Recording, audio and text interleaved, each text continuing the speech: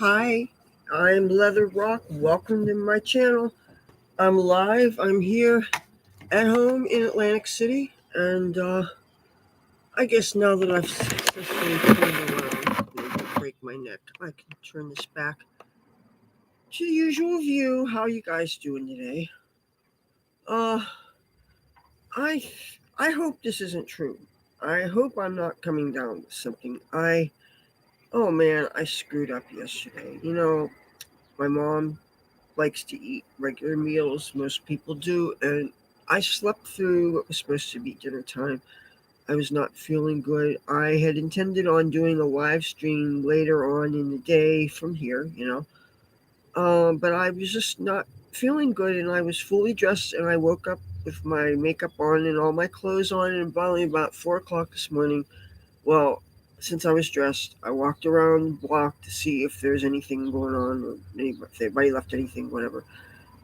Nothing around. Came home, washed my face, went back to bed.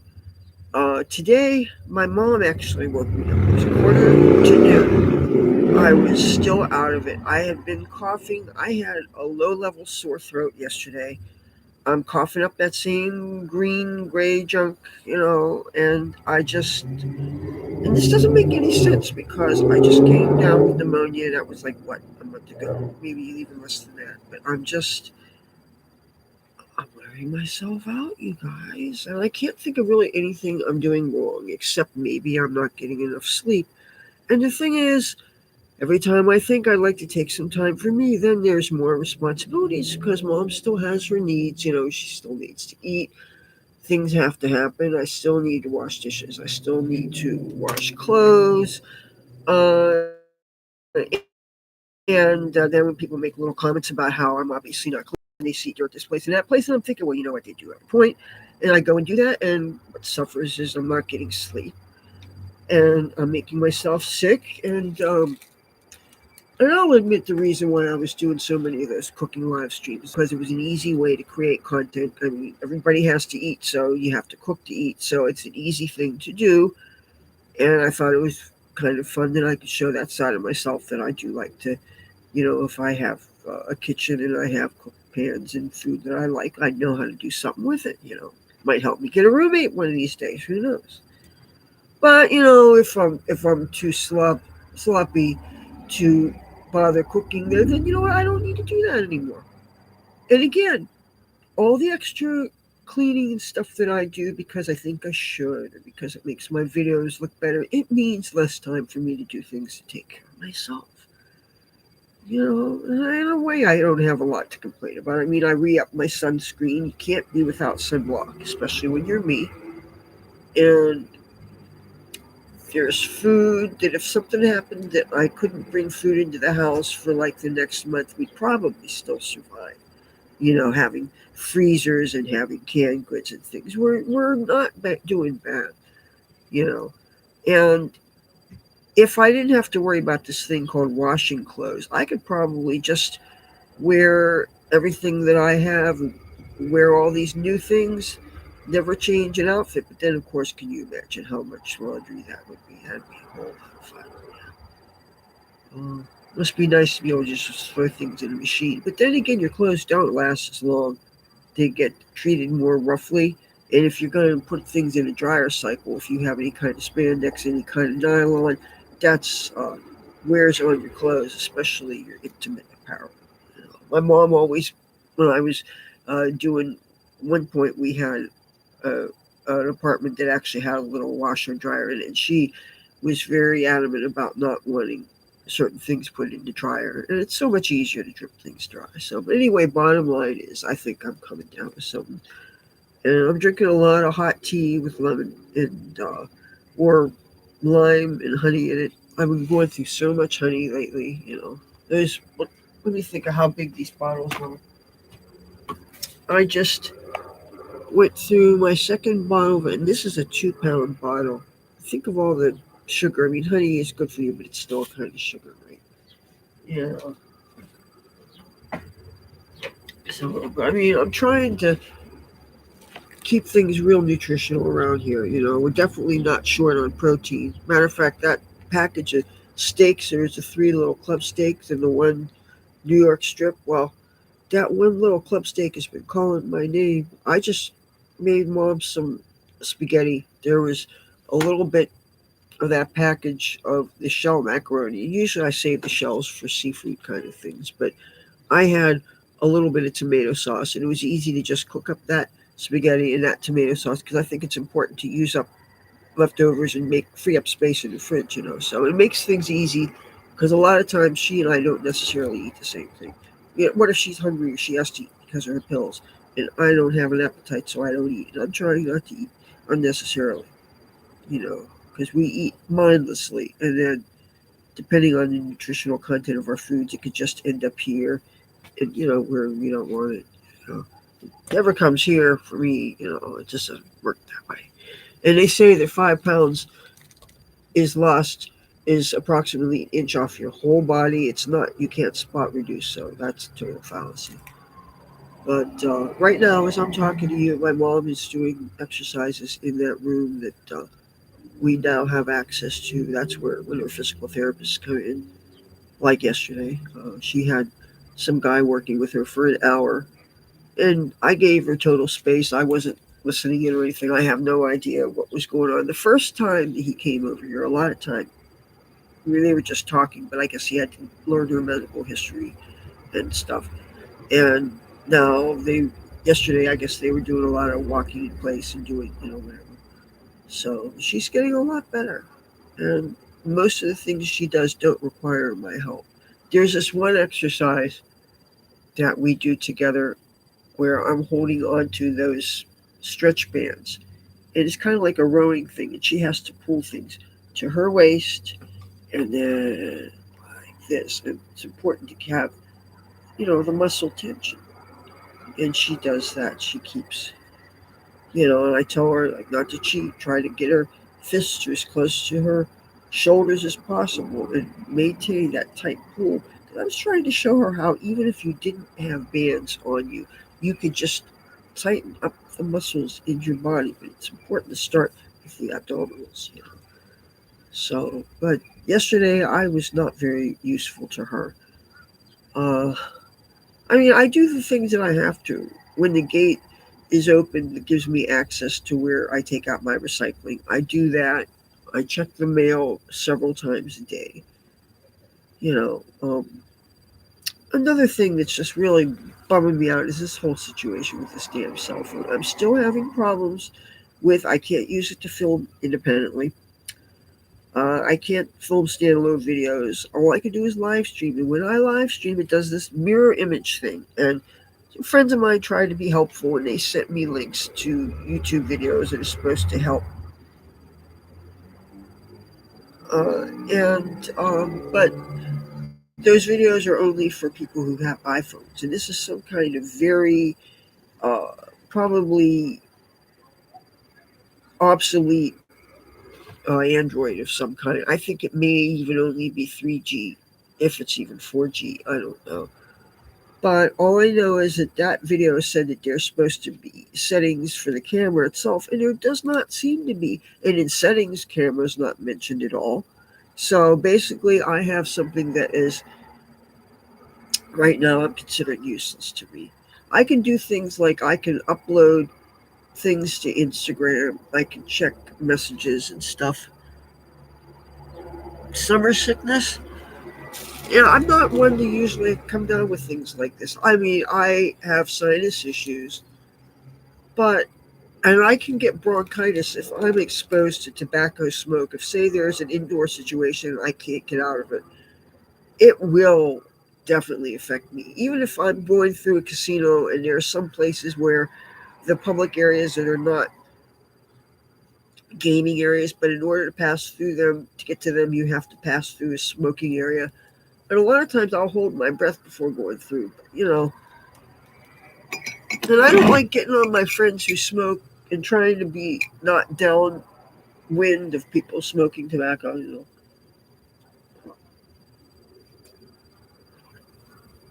And ironically, the weed doesn't bother me at all. I don't think she believes this. But you guys are 21, right? I show you something, don't flip a lid or something that just is legal where I'm at. It's legal in a lot of places. It's God. I feel bad for people if you're watching me from Texas or someplace where this is an absolute felony and I'm probably making you Jones. I would like to. There's a lot of about things about Texas that I would like to check out, but not wanting to get arrested. That's a thing, you know. Like, can you imagine? Say, I got that school bus that I was really thinking about getting and working it, turning it into an RV. I figured it'd take about maybe 2 years to get all the work done. And I was really thinking about it because I'm thinking I want to avoid having to try to pay high rents. If I can't imagine paying them now, and say you're working so hard that you never get time to be in the home that you're paying the high rents for. And that's the thing is I want to be able to have this balance in my life that I could do a lot from where I'm staying. And that's part of the things that I love about social media and making videos and things that I can do these theoretically from anywhere. And I would definitely like to make my YouTube channel um, more of not just something I love to do, but also a business. I won't lie about that. And you know, my channel turns 14 very soon. September 4th, I turned 14, and today's the 31st of August. And I like to do something to celebrate turning 14. Now, I haven't yet ordered the new phone, which I don't know if that's not going to give me the same problem with live streaming in reverse. You know, maybe I'll just not use phones for live streaming, but just use this thing, even though it's, I don't want to say it's on its last legs. If I only am carefully moving it side to side, because the problem is the hinges are splintering in a bunch of pieces. And where the bottom hinge is, there's like 3 or 4 pieces of it. And I'm afraid if I move the top anymore, it's going to mess up things. I know I'm explaining this in a really bad way, but it's not like I can move a mirror to it and show you because it would cause me to move this in a way that might just break it. And if it snaps, then that's it. Then I will have nothing to film at all. Because I mean, I can't film standalone videos on this, and it's a shame because I got something with 256 gigabytes of room. Now the thing that I'm on the verge of ordering has twice the capacity and is only $8 more. But what if it still reverses my image when I am going live? You know, I don't want to spend the money on the Apple products. I'm sorry, I don't want to spend. I love them. Everybody loves them who's used them, but you don't get nearly as much storage for the price when you get them. Okay. And plus, I have an old Apple iPad. Okay. I got it for 50 some dollars 3, 4, 5 years ago. And the thing is with that, I've never successfully been able to get it onto my YouTube channel. Also, it doesn't seem to believe me when I put in the password. Occasionally it's worked, most of the time it hasn't. I have 3 pieces of footage from Washington, D.C. from the Trump inauguration. I was only able to get 1 piece successfully uploaded to YouTube. So I'm thinking if I'm having problems with 1 piece of old Apple equipment, and if my budget only allows for obviously old obsolete equipment, if I get something else cheap, an iPhone thing, trust me, it's going to be so old that it's not going to take updates. It's probably not going to be able to, you know. And I know that there's videos out there that I just finished watching. A friend of mine from Facebook actually sent me a video purporting to help me fix the problem with the mirror image when I go live on a cell phone. But the video is only for people with iPhones. And I know that iPhones are very coveted. And a lot of people of all walks of life have them, but they're expensive. Now, but speaking of phones that are out there, before I never used to pay too much attention to cell phone ads because I thought if you don't make a bunch of phone calls, why do you care? You just okay, so you can take phone calls outside. If you're not a phone call person, Why do you need them? I'm a computer person. But now that I realize the things that you can do, even though I think it seems to mostly be camera function things, and the fact that you have something that's very, very, very portable and you could go on the internet, that is great. And I love playing around with all these different AIs. Some of them I think are more useful than others for things. When I tried to do that thing, and I wasn't expecting too much, I will admit that. I was exploring spell work to correct something on some meat that I got that had some religious things that I was diametrically, very seriously had a problem with. And it was giving me this coexist kind of PC kind of, oh, we don't discriminate, we don't, it was just real. You could tell it was programmed by leftists, and it was not going to help me. I had to figure out something using my own imagination, which, as a magical practitioner, it's all about your creativity and your intelligence and your life experience. And I would never think of coming to someone else to seek counsel for things. Okay, that's a lie. There have been times in my life when I have gone to a botanica or a place that sells stuff. They usually tend to be voodoo type places, and I will ask the person that runs the place. There's oftentimes somebody who's just really serious magus, and they're the one that everybody comes to for advice. And I, at one time, used to sit on the floor of one of those kind of places, and I used to sit there for hours at a time during the day. In between my dance shows, I had a dance gig, and when I wasn't dancing, I go and I would listen to everything. I would learn so much. And now the question is, how much of that have I retained? If I had write it down, you got to write things down if you want to remember things. But I wanted very seriously to be that man's apprentice.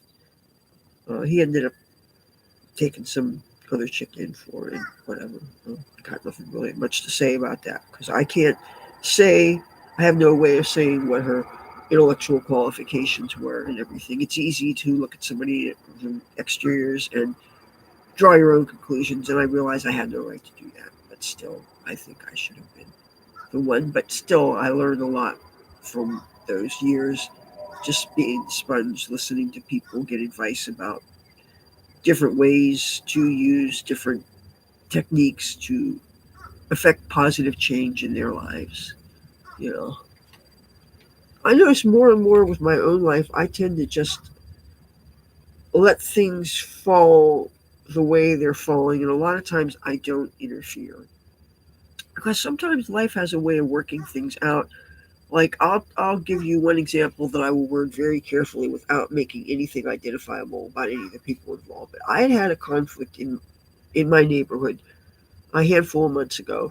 And it was getting awkward when I found out this person was a neighbor. And I'm thinking, you don't want problems with people living who know where you live and stuff. I really wanted to tamp down the negativity because I know the role that I played in this. And I wasn't totally without fault in this. That's all I'll say. But anyway, just so happens something else happened in the neighborhood that affected a whole lot of random people. Some idiot was on a tire slashing rampage, and he just went indiscriminately slashing tires up and down this street, this street, this street, this street. Not so much the street here because there's more moving traffic, but still, uh, and there's no reason to do something like that. You know how expensive tires are to replace. I mean, I'm not even haven't driven in years, and I still know it's not cheap, even if you get them cheap used. And what a hell of a thing to do! What a rotten thing! And cops were called many, many times, like over 20 times that first day. And one day I happened to come out my front door. I guess I went to check the mail or something. I don't know. And you know how you talk with neighbors about things. And anyway, the subject came of this guy slashing the tire. And we were all agreeing how terrible that was. And here, the very family that I happened to have the conflict with one of the members, they were among us group that we were talking. And here, the wife of the guy asked me if I smoked. And I thought she meant tobacco. And I said no, but I was wearing thigh-high pot leaf socks. So, like, imagine these with pot leaves on them. And I said, oh, yeah, I smoke pot. and she hands me a bug like twice the size of this, okay? And it totally blew my mind. So I figured out, you know what, things must be squelched. Well, fast forward last week, lady hands me this much of a spleef. I guess everything's okay in the neighborhood. So, and this makes me very glad that I didn't, out of anger, decide to zap that son of a bitch, because he's still, there were some things that were said and things that really, it made me feel unsafe. And I don't like feeling unsafe. No chick does. You corner a rat, the rat's going to do what he or she can to defend themselves. So, but anyway, all's well that ends well. And now there are no real conflicts. And as far as other things that I have noticed, there has been a calming down of certain things. I don't know if maybe you're so lucky to notice that, but that's just something I've noticed in my world, that there doesn't seem to be the active aggression that there had been. Things are calmer. I noticed with some other people that I had not been getting along with, now when I see them in certain places, they ignore me and they are focusing on their lives and their business. That's good. So, we need more peace. So, and it looks like I'm going to have to make another fresh pot of tea. But I hope you guys are not uh, under 21, because I don't want to corrupt the youth of America or something. Matter of fact, I'm going to move a little bit to the side. I'm going to partake in some, because I think I deserve it. Oh, I'm going to close my door. There's no need in sharing with the whole house what I'm doing, even though my mom doesn't trip anymore.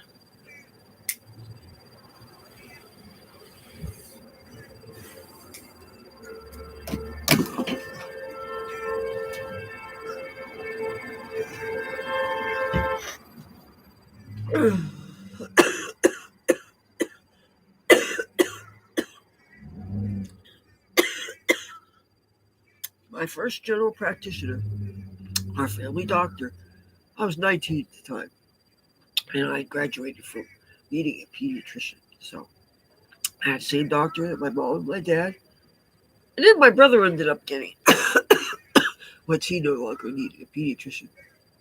And we loved our doctor. I don't want to say his name because I don't want to get in trouble, even though, because I heard he retired, and then I heard he was practicing again. But I'm afraid if I drop his name, this might somehow harm him some way, so I won't say his name. But he said, I decided, because you're supposed to tell the truth about your doctors, right? To your doctors. So whenever you got a lawyer or a doctor, you got to tell them absolute truth so they can help you the best. I do believe this. And yes, I know about lawyers too. And he was really cool when he said that weed is good to smoke because it helps you get the junk out of your lungs, lowers pressure in the eyes, helps with things like glaucoma. He said a whole bunch of things that it was good for.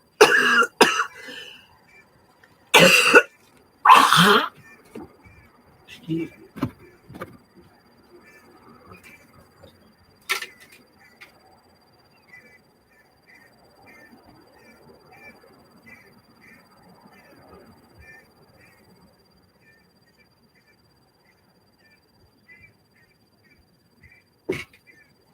Okay. I'm back. So, tell me if any of you watching have any experience with having problems live streaming with a basic Android, or if any of you are using really cheaper equipment. You see how it never would have occurred to me that I could get cheap cell phones, honestly. But I decided to go onto Temu once I had gotten this computer that I'm using, and I find with shop sites like Temu and Wish, it's so much more satisfying to use a computer and you see rows and rows and rows of things as opposed to single things, and they try to make it like a game, like a gambling game with these sites, and I've heard they're trying to make them addictive, and who needs more things to be addicted by, right? But if you go on these sites only when you have genuine needs, like for me, electronics is always a need, and having no budget, you see what I'm, and I really like to always have a computer because then at least I can do that loot up site and I can run those videos, those cooking videos, and when the ads come, the counter goes up, and eventually, you know, you can get gift cards. But just if you get those virtual gift cards, do not make the mistake I made, where you get a gift card, then forget about it, then it expires, and you were out, and it was mine was for $180, and I just ate that. I mean, how stupid! Do you imagine all the stuff that you could buy for fucking $180? I'm very angry at myself when I have my own concept of what is most sinful, and I don't even like to use the word sin. That's such a modern, dare say, Christian concept. And I'm not saying there's anything wrong with Christianity, but I am saying that this concept, especially the people that believe that you're born with sin. How can, if I was born today and I'm a baby, I don't have any mental faculty. My brain's still growing. I don't have any mental faculty for how to be cruel to or mean or hurt another person. And the nature of being a baby is you have to be selfish because you are dependent on whoever to survive. I'd like to say mom. I'd like to say family, but really somebody. If you're in an incubator in a hospital, you're being dependent on uh, medical devices and humans running them. You're dependent on people. If you were left out in a road somewhere, you would die. You need to be taken care of. Baby cats and dogs, you take them away from their mothers. You take them to the shelters. Most of the time, they just put them to sleep right away. In other words, they kill them. They do not have facilities for people every 2 hours bottle feeding them, which makes it hard for me to understand that you don't have people that work there every 2 hours for eyedropper. How hard can it be? I eyedropper to try to keep my cats alive, by the way. Uh, if you are a watcher of my videos, you would know this. I found out looking at the YouTube diagnostics, there are some people apparently that prefer one way of watching program over another's on a person's channel. Like for instance, they're the people that they're really just live stream people, but they don't really bother with videos and shorts.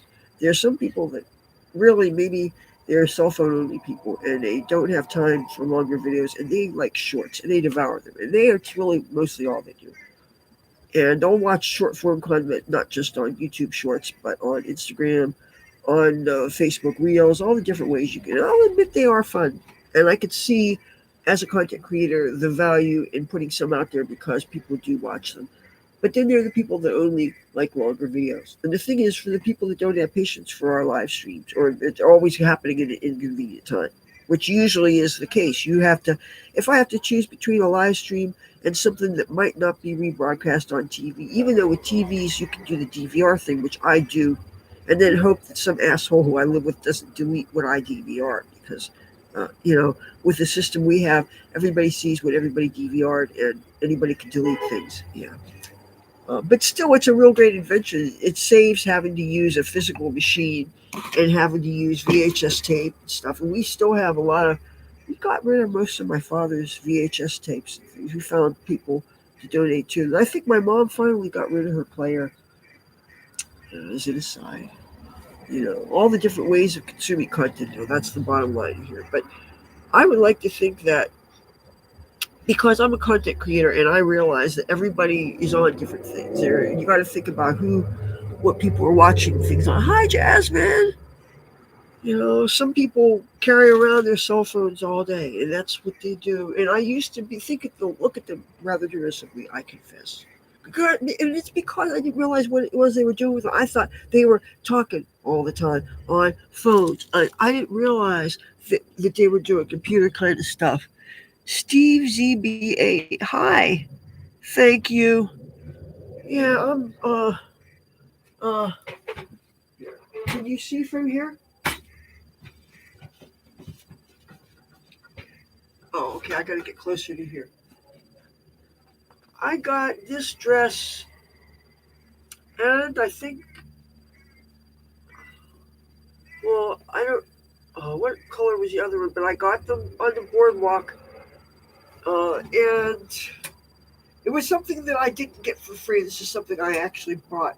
But I love it because it's cotton and it's comfy, and I love the hell out of the color. I have a lot of things to go with it. Um, it's one of those go-to colors. And you can also, when the seasons shift, you can also wear long sleeves underneath it as long as it's form fitting and it doesn't add bulk. So you can always extend what you're wearing. And this unfortunately was a pair of earrings, and somehow it seems like I lost the other one. So whenever you lose a single earring, just make a pendant out of it. And this is the kind of the cat that my Cassie the garden cat was. And wearing a sweater over it, yes, absolutely. Just like the dress that I wore yesterday when I went out.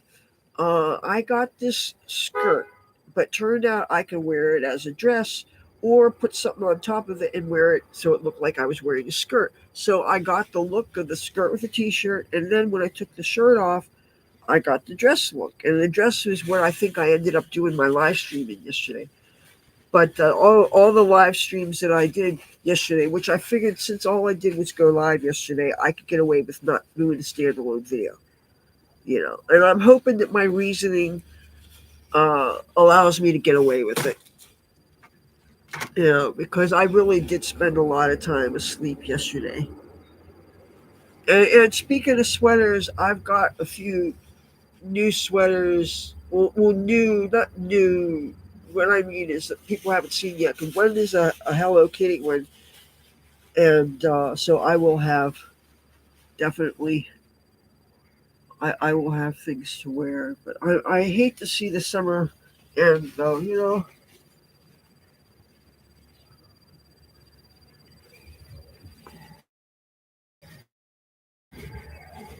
Oh, I wish my nose would stop running. Yeah, and I hardly got to really do too many things. I mean, you saw from, like, okay, I got to Washington, D.C., right? And I had a good time there, even though it was very, very cold. And the thing is, in the back of my mind, I'm thinking, my cat's old. My mom, how long am I going to leave her there? But, I was balancing that out by it wasn't like she was totally alone. And I'd already had made arrangements that I still know a few people locally who I really like and who is known my family for, or at least my mom and, well, my father when he was alive. So I was able to have people check up or even do visual searches based on how the lights were turned on and off. You know, because you can still tell certain things by monitoring the area and watching silhouettes. Like some of my mom's windows, for instance, are not always covered up entirely, and you can see if someone's standing up and stuff. And at least with mom, you never have to worry about seeing any nudity or anything because she's real uptight about that.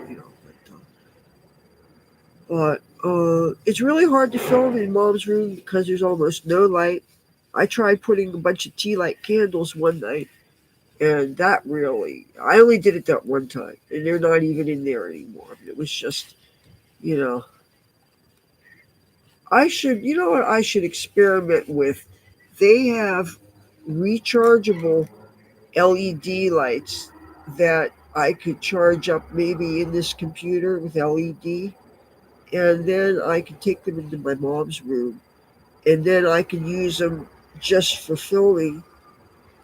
And yeah, she's doing every day she seems like she's doing better and better.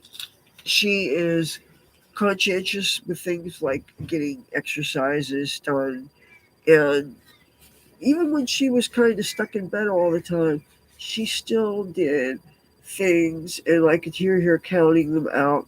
She knows it's in her best interest to get as healthy as possible, and I can do all that I can do.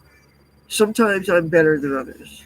If I'm asleep, I'm obviously useless, but there are things I've done, like, for instance, she has a special toilet that she uses it has to be over the regular toilet.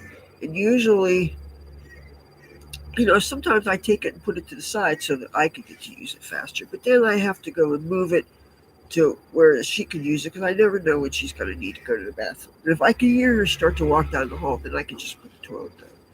But lately, I've just been leaving it there because I don't want to be asleep and have her struggling. So more and more, I'm just leaving things to be what's convenient for her, and I'm just working around it. Uh, if I can't make it to the toilet in time, I know how to piss in a bucket, okay? And I know if that sounds rude, but guess what? We know this ain't house beautiful, and we know I'm not highfalutin, and I'm not pretending to be something I'm not, and I hope you know that I do tell the truth. You don't get a lot of that these days. I don't hide behind fancy editing and stuff. I try to clean up before. No, what gets me is when I do things like if I know that I'm going to be filming a certain area, I try to neaten up the area. It's funny how you don't realize how messy something is until you see it on camera. So I'll actually use our camera function just to look at things, and then I notice things on the screen, and then I go and pick things up. And it's funny how we get used to things around us, the clutter around us, and it doesn't bother us until we think, what's the first thing a person notices when they see if they don't know an area? And I'm thinking, I want things to not be slovenly, really. So anyway, I tried to straighten things up, and the kitchen. Now, there's a lot of areas that the surface needs to be available for all the stuff. Mandy McCracken, hey, glad you caught your live. I've been missing you the past few days. The cat pendant is great. Uh, I'll give you a close up look at Chimu and Wish. I'm using much more Timu these days, but for quirky little things before you get the tariffs, I don't know if the tariffs are kicking in. This was all pre-tariffs. I was wanting things that were cat things. These earrings. Check this out.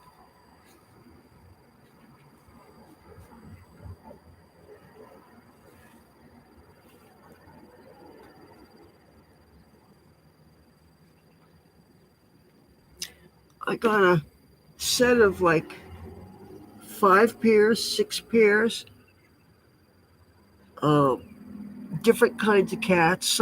Most of them were kind of like cat breeds that we would get. So there were cats that looked like cats I had. And this was, I'm thinking, may have been less than $2. I don't know for the set. But anyway, I rarely wear them out of the house unless I have the stopper on them so I don't lose them because I don't like losing cat things. You know. And the funny thing is, a lot of that jewelry is packed up. And I think this was the only cat's cat pair out of that card that I don't have packed up in my luggage. So this is forcing me to drag out some things from my wardrobe that I haven't worn in a while because so many other things are packed up. Like I have a bag that's just full of gothic things, and I had a bag full of purple things, and yet since then I found more purple things and more gothic things, so I'm able to have things for if I find a club night or something. Oh, don't mind me. I'm just admiring an attractive neighbor. There's a Spanish house next door, and they have so many people. I mean, like, I don't know how many people, but anyway, there's this one person. Maybe he's a friend of somebody here, but he was like emoed out, and he was wearing kind of a gothic T-shirt and stuff, and just had that aesthetic. And probably way too young, but anyway, just noticing. Uh, and there must be something going on. The parking lots are charging today, but they weren't charging yesterday. You know, if there was fireworks last night, I didn't hear them. I totally slept through that. I slept through some things that my mom was watching on TV on TLC that I wanted to watch. My mom, okay. I a lot part of what I watch on TV tends to be Fox News Channel, and I throw in some weather. Even though with all the weather apps now, there's other weather sources. and especially if you want to see what it is right now where you are, which basically is what I'm doing. Show me the radar, 'cause I love weather radars. I especially want to know if there's any chance of lightning and thunder because I have a phobia about that. But I want to know. And wind is nice to know about if you don't want your umbrellas breaking. That's kind of ridiculous when that happens. And even the bigger, sturdier ones, uh, one fairly windy day, and I'm not talking about when we had Hurricane Aaron. I mean, it gets really bad. And it's infuriating that you finally get an umbrella so you're not carrying around something that looks like a stick with some jagged, stupid things like a weird cat toy that I'm walking around that's hardly giving me any protection from the sun. So I get a decent umbrella and then it breaks that easily. It's almost to the point where I'm thinking, do I dare chance damaging it? You put on the sunblock. You're thinking maybe I should start taking shoestring and tying my hats, my ball hats, to under my chin so they can't blow off. You know, Aaron, I tried to wear a visor. I don't know what I was thinking, and after it blew into the sand, before I even made any of my videos. Yeah, yeah. That's the thing is, I have this window right here, and I'm gonna be looking. It just but what the sad thing is when you're dealing with neighbors that don't speak your language, it's like you would think that there'd be at least a little nod, hello. I understand. I would think if I understand what hola means, hola, hola, then hello, but nobody. It's weird to have people that are right there and they close the gate and they do their thing and they don't talk, and it's like it's a shame. And plus, I thought that every now and then I did hear some English spoken to somebody that visited there, maybe because they have an enclosed porch. Everything is made because the previous inhabitants used to be, it had no security at all, and it was too easy for people to sit who didn't live here, had no association with the building, to sit and loiter and cause problems that would intimidate the people that live there. That you don't want to step over strange bodies when you're coming to your home. People have a right to live in a place that's safe and to be able to use all the real estate that your rent is paying for you. If in fact it's rent and not a mortgage, I don't know.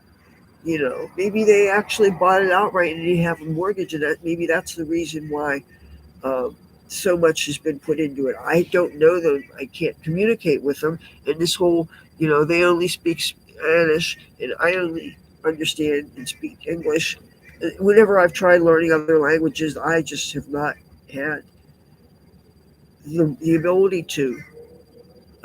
It just, I think that, especially if you don't do it when you're really, really young, there's a certain time frame when children are young when you can do the Montessori thing and you can expose them to things and you can turn them into geniuses. But, once you've gone out into the world and then you've discovered drugs and then you've made all a bunch of choices, then human biology kicks in, and then you know what? I am convinced that just by, and we don't know the toxins in our food and our water and all the things, environmental things, and I think that all contributes to the degradation of our brains. And so you try to learn things, and even though it takes time to develop these what they call neural pathways, which is a good side effect of learning new skills and things. And they say it's something that you should do no matter how old you get. But still, all I know is whenever I tried learning any new languages, even the very first class, which involved saying aloud back something that your instructor said, it, I could not get that first damn sentence. I mean, I couldn't get past. So, I'm trying to think of how many different languages did I have legitimate interest in wanting to learn for different reasons. And I just, so I'm so glad that so many countries they automatically teach their kids English too. So great. The rest of the world, I will admit to being a lazy American, a monoglot English speaker. And if I seem lazy, I will say this: I'm so grateful. So many people from India, they understand English. They learn it in school. So many people from Iran, they learn it in school when they're young and the brains could soak it up. How wonderful. What a beautiful gift to give a child is to teach them other languages, but definitely English, and it makes it so much easier for us. Am I the American asshole? I do love communicating with people, and I love meeting people from all over the world, especially if through my becoming your friend, I can learn that guess what? I can't believe the stereotypes, and I shouldn't be afraid, and don't just think the whole country is full of assholes. Just like if you hear bad things about all these Americans that commit these horrible crimes and you're living in some other country, and it's probably easy to think all we do is shoot each other up and all we do is kill each other, and Americans must be a bunch of crazy, hateful assholes. And I'm sure that some of you must think that. I heard the tourism here in the United States has gone down, and that's a shame because it all depends on who you meet. You guys haven't met me. I would like to think that I've been invariably a goodwill ambassador anywhere I went.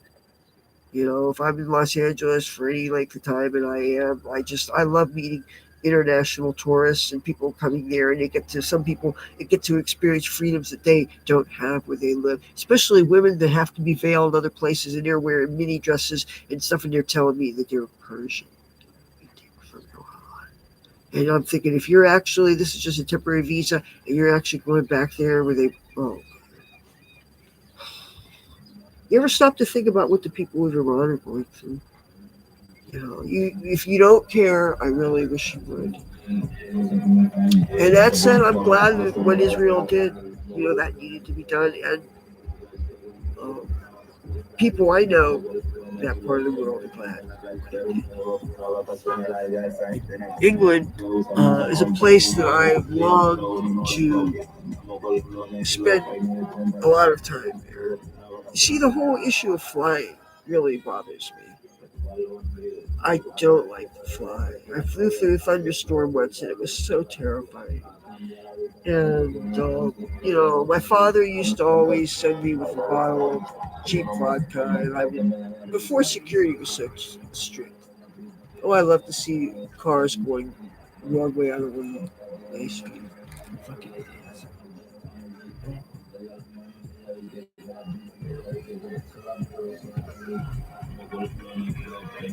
Do you have eardrums left?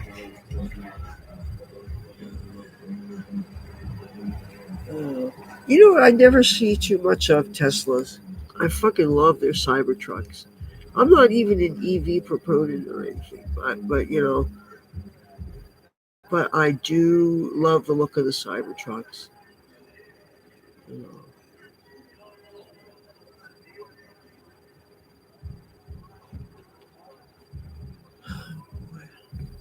You know, it's a shame we live in a world where we have to worry about people vandalizing people's public property. You can't have an awesome car and dare to have a bumper sticker about something that you love that might be a little controversial without somebody deciding to uh, do what happened to those poor guys on the streets that had their tires slashed.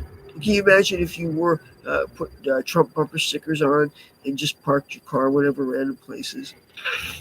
And there's some people that they don't care, even if it's on camera, even if you have stickers saying that there's cameras all over, that people somehow think that they can get away with this. And look about the places that, if you're young enough, they don't even prosecute the crimes, which they say is how part of the reasons why it's so bad with the crime in Washington, D.C.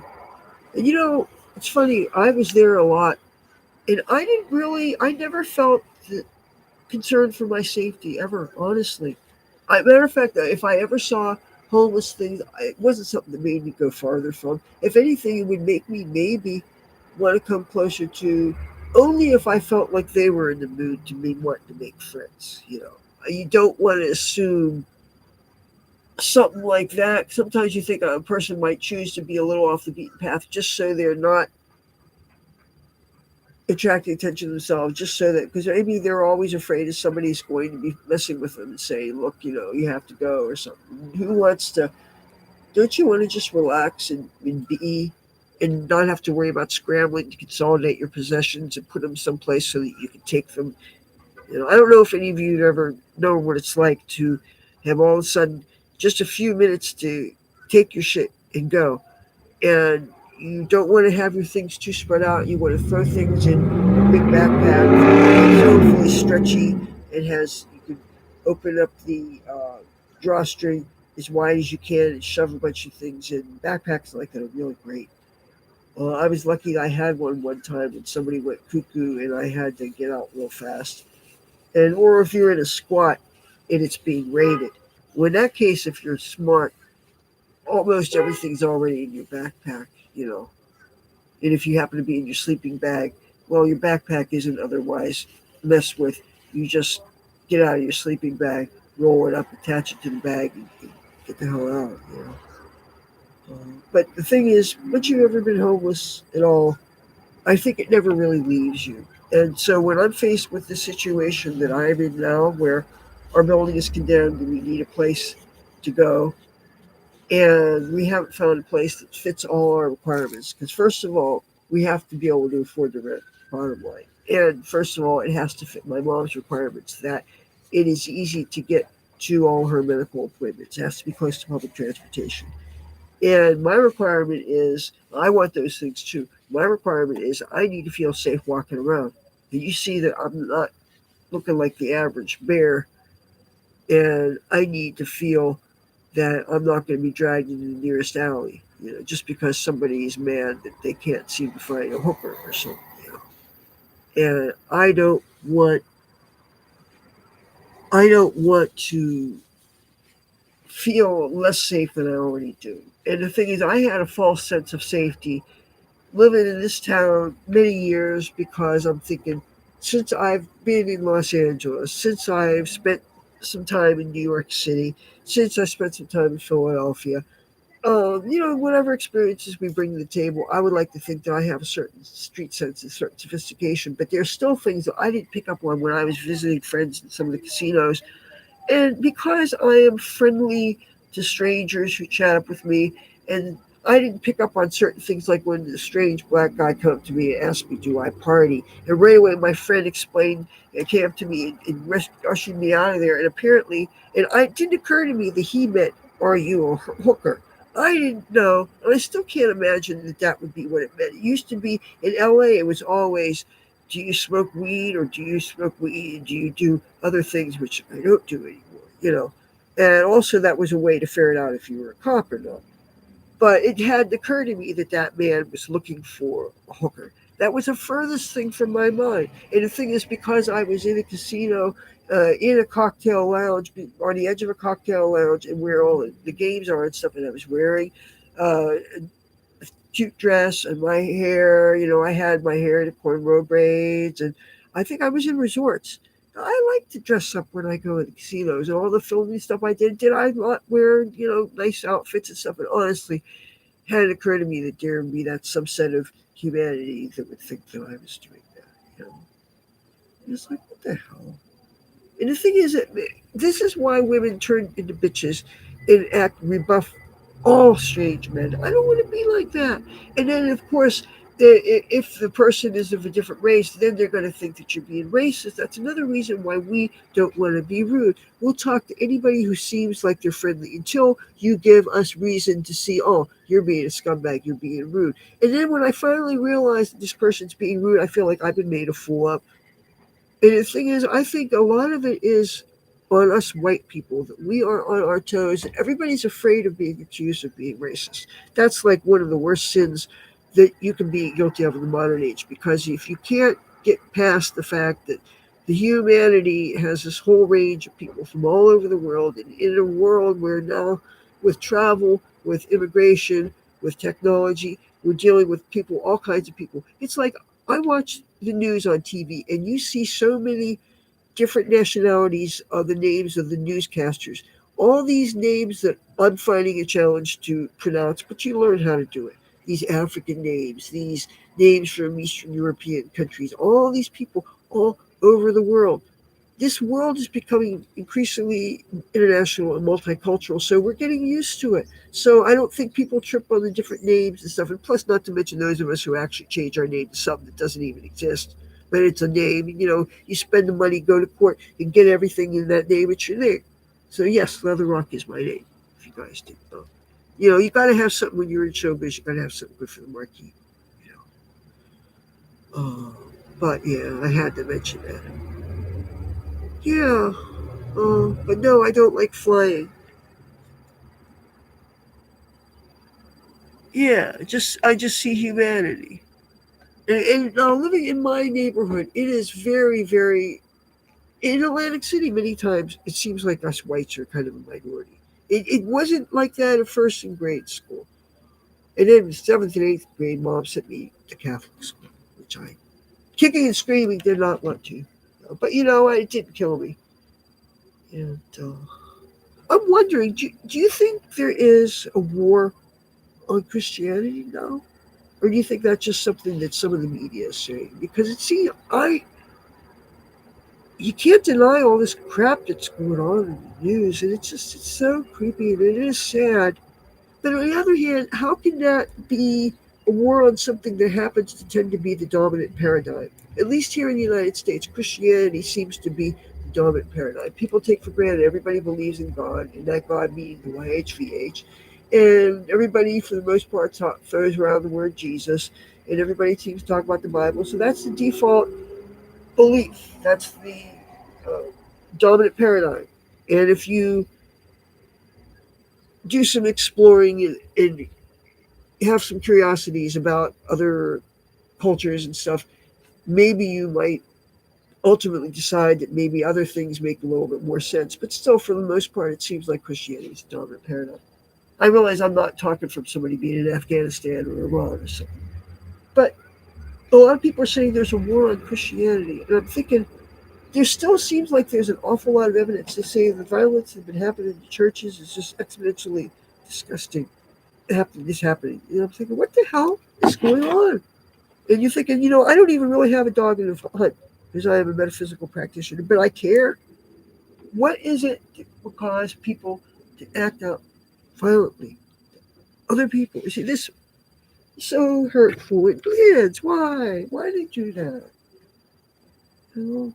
I wish it would stop. To have a hatred that has no logical reason. You know, I don't understand that. Power, money, and greed. There's a war in your soul. I know that much. I don't watch the news ever. I find it scaremongering stuff. Yeah.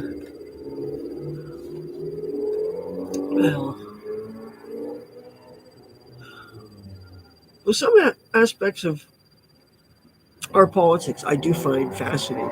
And that's one of the things that I love about if there's a candidate or a personality that I am enthusiastically about, like I am about Trump. And I find that for the most part, I really like the things that he's done. And the fact that he's such a good negotiator and making deals and using these business skills, I have the utmost respect for him. Getting these warring countries in the Middle East to get peaceful, I didn't imagine that was possible. I respect, what it is about me is I haven't gotten to achieve a whole lot in life, but I know that if a person has discipline and if they have stick to itiveness and they stick things out to the logical conclusion and they make things happen, I have respect for people like that. I learn from people like that. I like to see the people that don't just give nothing but excuses. I used to be, I give a bunch of excuses kind of person, and that's bullshit. There comes a time when we all have to go look at our mirrors and have some kind of personal accountability. And I'm looking at my life and saying, man, what a fuck up. I need to stop if I'm going to do more than just coast by. I don't want to just coast by. I want to be able to make things happen too. And I want to be a better person. And that's another reason why I'm so honest on here, just because I want to show that not everybody on YouTube is full of doggy manure. You know, that said, I'm going to smoke this so bad. Uh, what I'm going to have to do is make another pot of tea because, you know, um, but what am I going to do about the stupid cell phone situation? I'm hoping that getting that other cell phone allows me to at least have more room to film with, because that's the whole thing, is you get something with a certain capacity. And I check to see what everything else uses on the capacity of this device. And it's like nothing more than 10, 15 gigabytes are used by anything else. The most of what I'm using is just pictures and videos. And this is saying that it's used up. And it said to go in settings. And I saw the settings was not helpful. So maybe this device that I'm supposed to be getting soon that attaches to the bottom of this, maybe this will allow me to film. Yes, they do. And you never know how long a video is going to be. You just never. They need to be what they need to be. You know, because some things I try to really, when I have had to shoot things over again because of some egregious fault. Usually the fault happens during the turnaround or in the beginning, and I just abort it and I start all over again. If I'm really lucky, there will be something that's just at the very end, and if I can trim it off, assuming I'm on a device that I even know how to do it.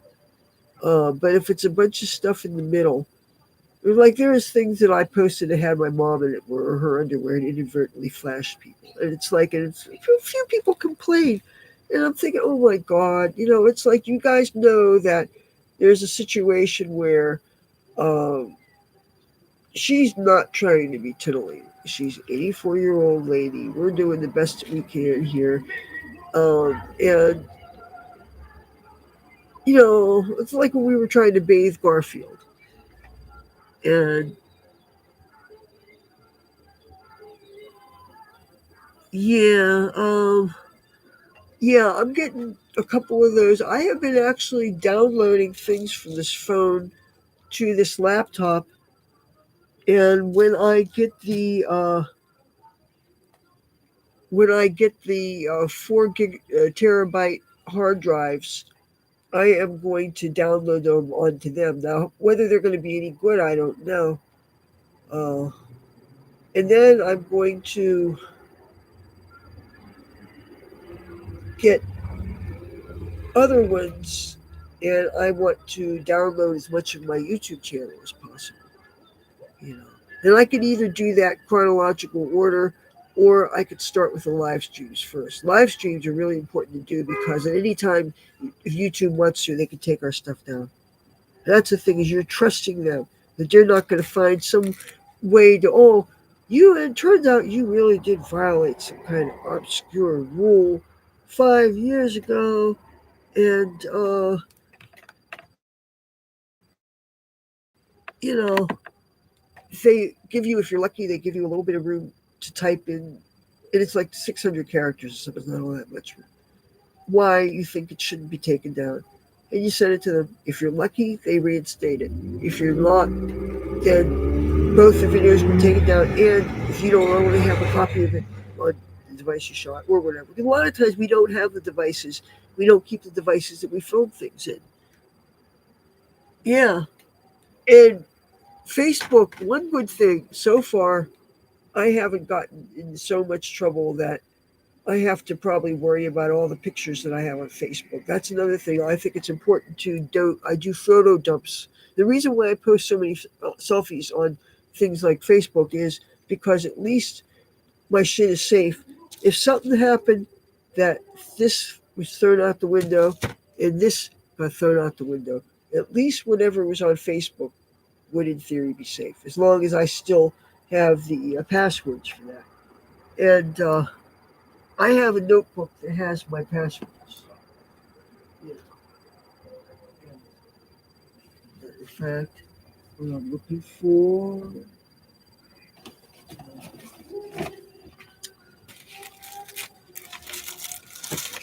This is. Oh, you hear behind me is singing. There's a man doing Spanish karaoke. He's got a lovely voice. He's, I think, over where the chicken is.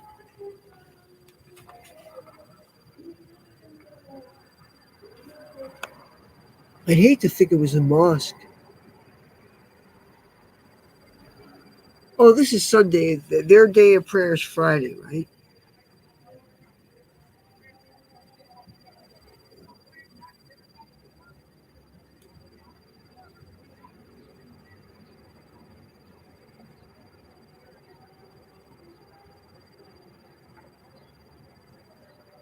Yeah, I guess it's Spanish. In this neighborhood, you never really know. You see a lot of people in veils and scarves and stuff. You know, I used to bother me a little, but now it just I guess I've got the sad resignation. You know, what's really sad to me is when I see families where little girls are wearing the complete veils and everything from a little age. I'm thinking you guys are trapped in a prison, and I just think that's so sad. I'm sorry if I'm offending somebody that's watching this. I'm sorry. It's how I feel.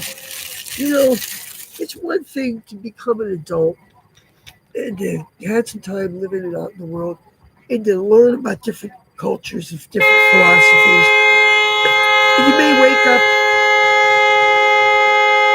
and have a realization that so much of what you were taught was wrong and you things didn't make any sense now and you now believe something else. Okay. There's a difference between that and being forced into something and out of fear. It never crossed your mind that there's any other way to be because that's just the way it always was. You basically be brainwashed from the time that you could learn to voice sentences. And that's sad. I mean, it makes me grateful that societies can be good and harmless. Like, and I guess we all say that we grew up fine. But really, in many ways, I think I grew up with a Mayberry RFD positive tree line fence safety where your neighbors knew who you were, who your mom and dad were. You had a mom and dad. That's the thing is, I grew up with a mom and dad, and they loved me and respected me enough that when I started getting curious about religions and cultures and stuff, well, at least my mom didn't trip out too much. Well, you're a good person in the world doesn't matter. Yeah. I keep on reading these things in Gothic groups about how we're all one way and we're all one way politically. They say that they admire a certain goth or emo star for his politics. And these are people that half of them I hardly know who they are, I confess. And when they say talk about their politics, I don't know what they mean. I have a sinking feeling they're probably Trump haters that accuse all us Republican leading people as somehow fascist scumbags, racist haters, all that stuff. And I'm hoping that's not the case. But it's like to assume that people, it's just like, okay, with punk rockers. In the beginning, the punk rockers in the bands that I knew tended to be leftists, okay? But I also later on got to know and hear of punk rock bands that were fans of Ronald Reagan and were right wing, and they were even very straight edge, where they disliked any vices at all. And they took a dim view on me for the fact that I like weed, and they certainly took a dim view of me for when I used to like the speed, you know? So if punk rock can be leftist and right wing, then why can't goth? You know, but anyway, you're not going to see me going to any donut shops and licking any pastries and putting them back or doing any stupid stuff like that. You know, I don't know where anybody thinks just because they're a celebrity they can do something that's obnoxious and do a public health violation. You know, spreading the germs like that. Of course, the people at that shop they could offer those pastries on eBay, and some idiot would offer money for them because people are crazy. And like, what are you going to do with this piece of this donut that has what was that? Ariana Grande's DNA from looking at. I mean, you're gonna. It's like the people that auction off things like some stars chewing gum or something. What are you going to do? Clone them? You know, I don't understand the things that people are willing to buy. You know, my father. he had a funny sense of humor, and he would get things at conventions. And he would get things to sell because as a veteran, he had a vendor's license, and he would get like little things like keychains. And one year at one of the VFW state conventions, not a national, he got these. Some of them were pigs, and some of them were cows. And you squeeze them, and when you squeeze them, it looked like they were about to have a bowel movement. And I'm thinking, why? Why would there be a need for this? And yet he bought, and you had to get like a gross, which is 144 units. And so he had a box of all these. And he was, I don't know how many he sold or what, but it's like my mom told me she ended up throwing out a lot of them. I'm thinking, why? Who would want something like this? But you know what? You offer something for sale, there's going to be somebody that's going to say, "Oh, I'll take a bunch of them."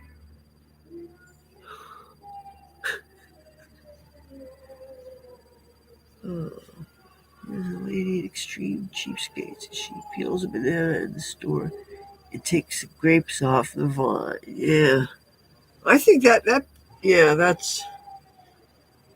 I have gotten in trouble in some produce sections for trimming some broccoli, but this was probably more than 10 years ago.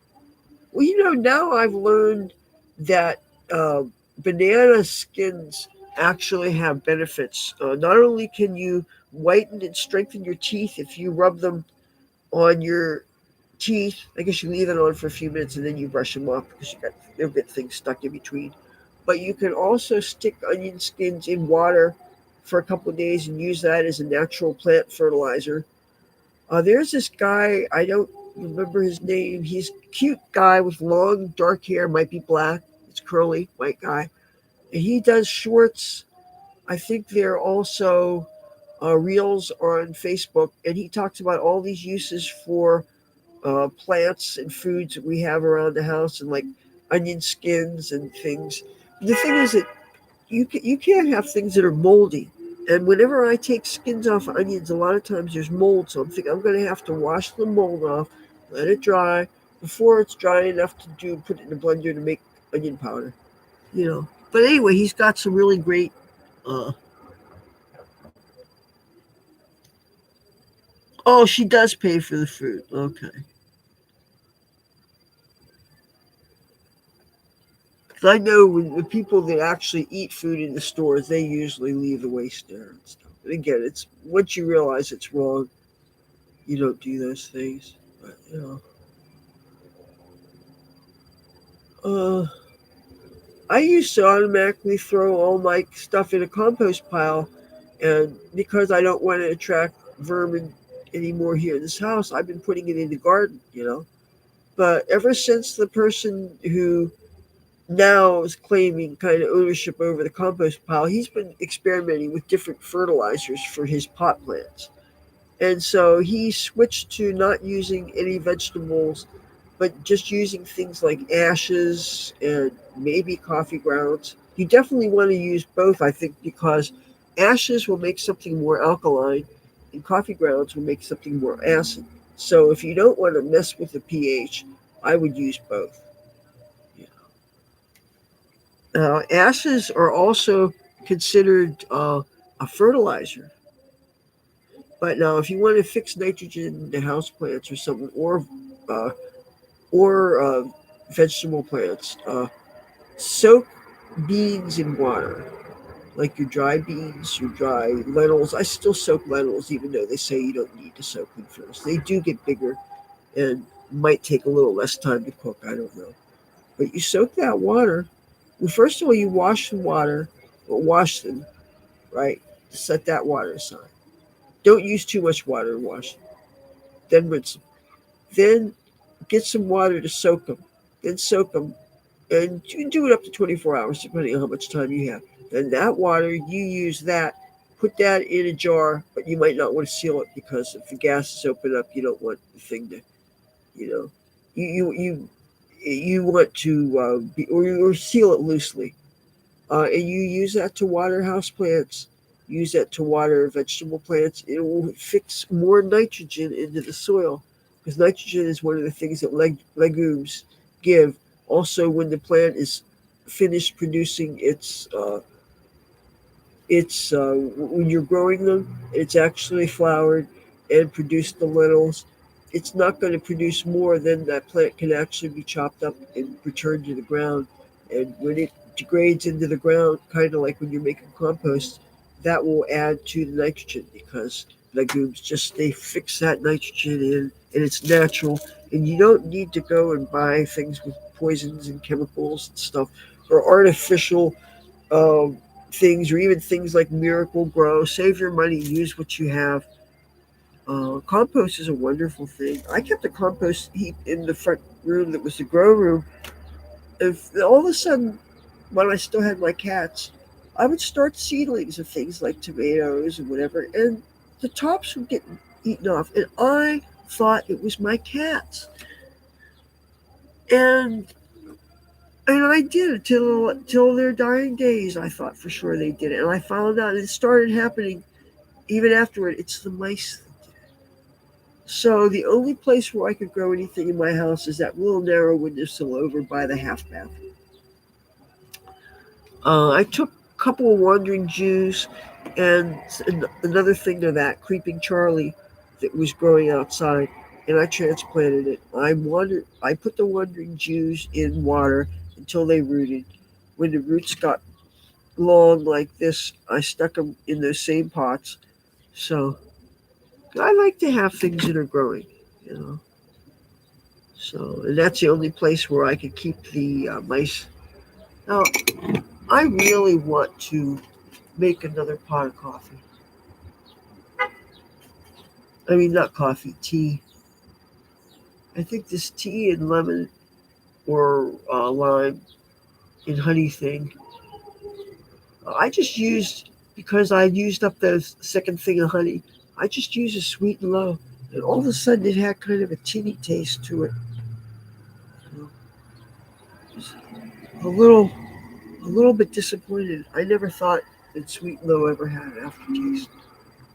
So let me make that tea.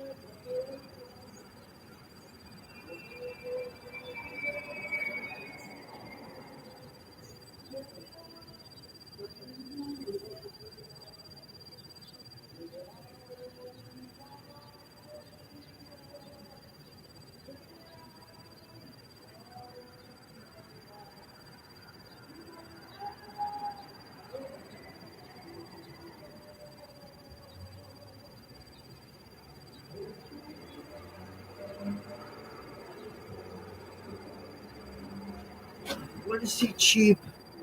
I actually found three old tea bags. I actually made enough for one scant cup of tea. I poured that out. Now I'm going to make a real pot. But really, people who think that one tea bag only makes a cup, you don't know. Just use the heat from the carafe and keep it on burner.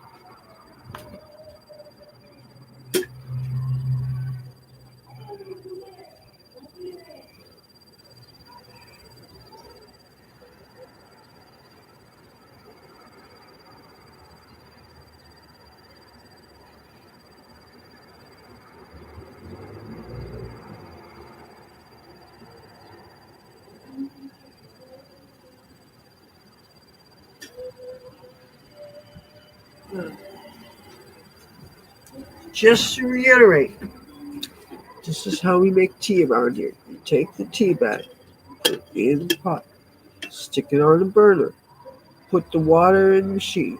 The water pulls out. I do it to approximately 10 cup part. When it's steeped a while, I dunk it like 100 times, 108. That's how we make tea.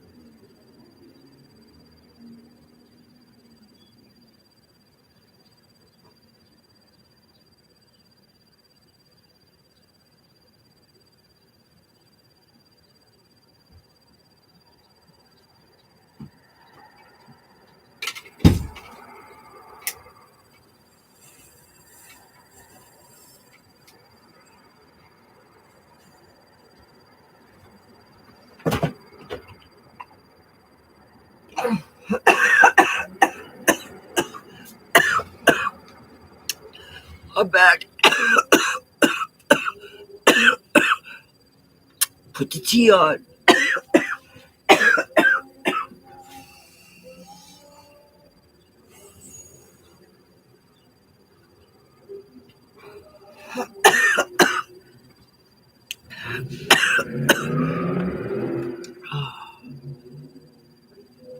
So,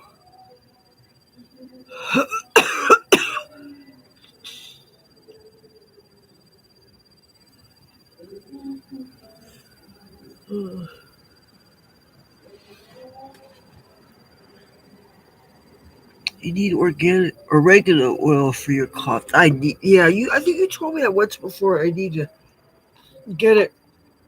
I need to get that. Uh, Somebody posted an article on Facebook about the navel and about all the different oils and things that you could stick in there for different things. And the thing is, almost everything they suggested was stuff that ingredients that I didn't have, you know. Uh, but the one treatment they did have is they said for coming down with colds, whatever, they said take isopropyl alcohol, put it in cotton, stick it in there. And I did that. Figured that's something we can do. You know, but I do have a list of cooking ingredients that I want to get. Uh, Mostly things pertaining to Asian cuisine. You know, I really want to get toasted sesame oil.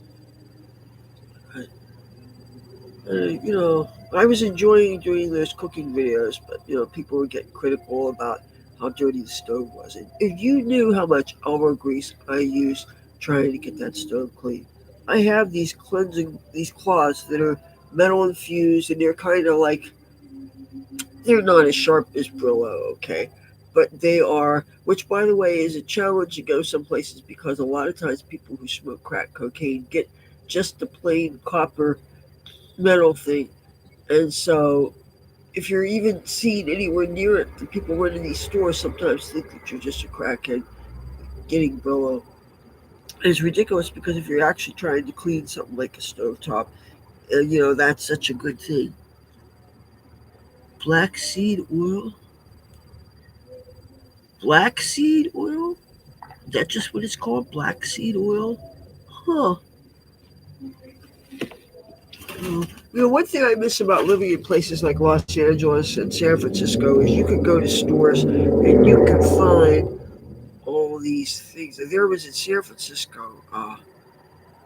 I don't know that it was a Whole Foods.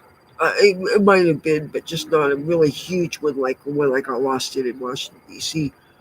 But uh, I did seem to be that I had long to find this display that had different oils and things and extracts, and I was using milk thistle extract because I had liver issues and cold compressed black seed oil. And I could probably try the Amazon route, but the thing is, I know a lot of people have gotten fake things. Some people got some medicines for their cats. They were for something. It turned out there was some counterfeit, something else. It was actually ibuprofen. And one family lost all seven of their cats because they got something they didn't know what they were. Believe it or not, the only thing I ever bought on Amazon was this one fire tablet that I actually had my YouTube channel on for like a year and a half, and I lost that tablet. And it had priceless videos and pictures of my dying cat on it. And I set it down on some bad street not too far away on the boardwalk. I left it alone for 5 minutes. And as soon as I noticed I didn't have it, I ran back there and it was gone. It's like, what the fuck? And it looked like it was busted up because the screen was all cracked and stuff, but it was fully functional. I still have $100 reward. If anybody can produce that for me, if it's plugged in, I can put the password in it. And if all my stuff is still in it, I will give you a C note. No questions asked. I want that back.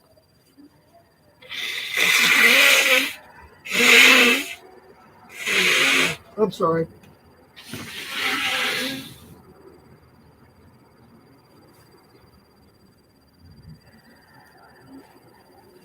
Oh, same thing for that other cell phone, the one with all the footage of Garfield on it, and the one that showed the last thing I filmed was the burial of him, and the phone disappeared.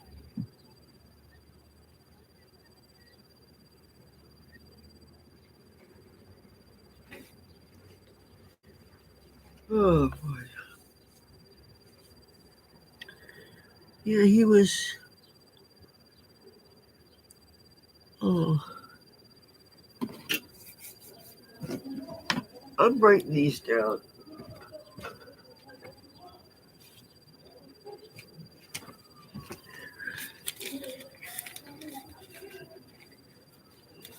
There's this botanica that I've been dying to go to. But now, if I'm coming down with something, I don't think they want me to be in there anyway. But it's a place that most of the things are in Spanish. And it's every time I pass it by, it seems to be closed, but they have really intriguing things in the window. And it's the sort of thing that I think if you just go in there, even with a $20 bill, you could come up with some very good purchases. But this looks like a place that would have a lot of Santeria and voodoo stuff. Which still, you could get things that are useful. You could always get a certain candle that you need or something. Even though I think I have a white candle will do the pitch for almost anything. And anyhow, in this house, I because of fans and stuff, and because of the floors being unstable, I really don't like to light too many candles because it's not. It's too easy for things to tip over anywhere around the altar area, or people sitting in the lean chairs or whatever. At least one thing with my keeping this step stool here so that I can make it easier for me to do turnaround stuff. All I have to do is turn this pivoting to there. Uh, then, because of the glare, I have to turn this here, and it's easier. Plus, let's face it, that's not otherwise a better look. But if I try to put the thing here, you don't see my legs, and that's the whole point of the turnaround. I want to see as close to the ankles as possible. You know, it would be really great if the camera sensed your head and body and made sure that it just automatically kept it in frame. I mean, that would really, if that was a use for AI, it seems to me that that would be a good capability. And maybe it already exists for some devices, but I don't want it for another device. I would like it to be able to be used for whatever you're already using. So if you're, say, running a Windows computer in my case, and I think I'm using Edge right now. So if I could have something as an extension that I could attach to it, like I have one extension that I got recently that increases the volume, and that's something that's very helpful because it's very very quiet on this computer. You can buy something like that, a humble thing,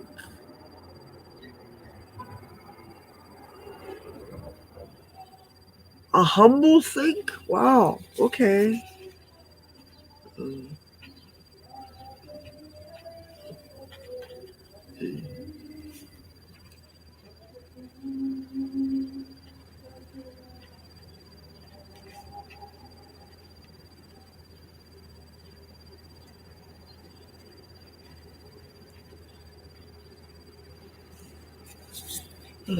because I see this is why I could see people having a film crew be so helpful. Because like in the beginning, I could have somebody uh, pan so that I could get the full head to toe, and then after a few seconds of that, then it would pan back to whatever shows because you don't want your hair chopped off. And if you have anything interesting in your outfit.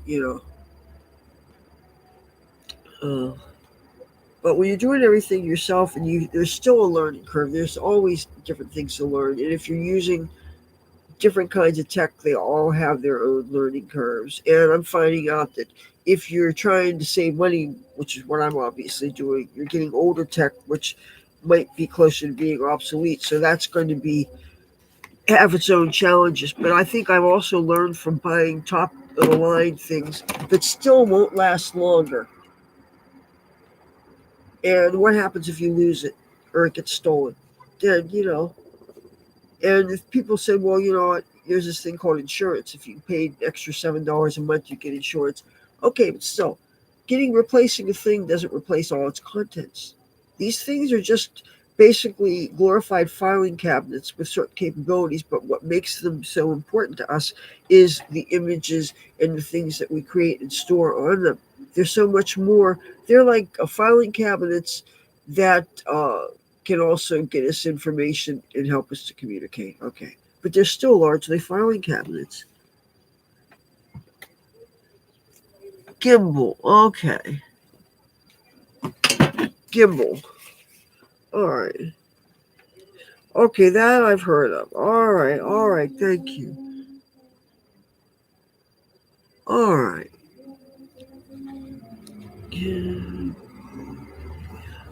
You all my years in Hollywood, you think I know this crap. Yeah. And when you are stubborn like myself and remain attached to one technology for a long time, like I did with the computer thing, oh, it's in my ears now. Uh, but yeah, I was so almost philosophically had a problem with cell phones. Then I realized, you know what, if you can't beat them, join them. And then I realized, oh my goodness, there's so much more to them than just what. Because I wasn't paying attention to too many things with the ads and things, but because I'm thinking I rarely talk on the phone. And talking on the phone a lot of times distracts me because I am giving all my attention to them. I can't do anything else. I can't multitask. I think it would be rude to because you want to really give a person your attention. And when I talk to people on cell phones and they're, say, crossing the street in New York City and going on and off subways, you have to pay attention to signs. You have to make sure that you're getting on the right thing. And meanwhile, you're supposed to be carrying on a conversation with somebody and they're expecting each other's attention. Well, I don't want somebody to walk into a moving bus or something. So there are limitations to how you can share your attention. And that's the thing that I don't really like about talking also on cell phones. Uh, yeah. Well, I'm getting this thing that I have in my um, damn my brain shopping cart. It has a 516 gigabyte storage, not what this thing has. It's only $8 more, and but I'm hoping it doesn't fill me backwards, and I'm hoping it gives me some nice storage spot. And I think I want to get some more chips to stick in. Besides the 1 terabyte one that I have, that I'm not even convinced that'll work with this, but I want to get something else.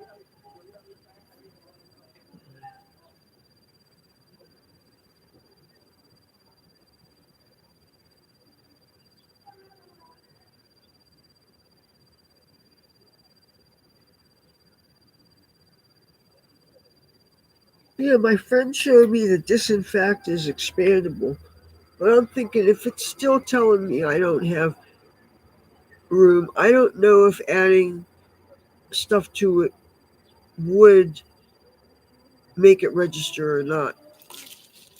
But if that's also what sticking this thing in the bottom does, then if that's the fix, then it'll show me that yes, you can do that. But then, okay, the problem I see with that is, then if I did it that way, then when I would transfer the data from here to that, it wouldn't show up because it would be in that card.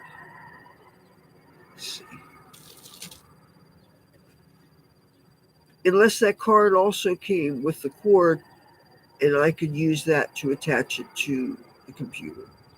Or if I could, by any chance, use this same cable to attach that to this computer so that I could lift that stuff off of there. And then when everything is on this computer, then I could use the 4 terabyte thing that I want to get to download that off. I want to basically have stuff on as many devices as possible for uh, backing up. But I understand that to be able to use a phone, you need to not have it too full of stuff.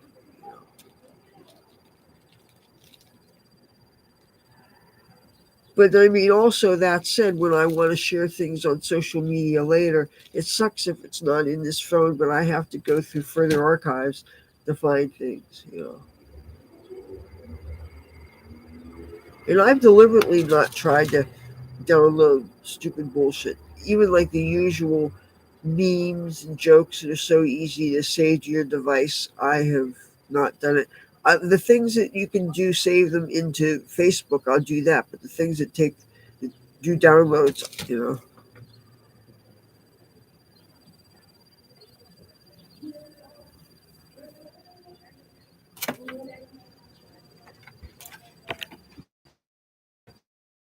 Oh.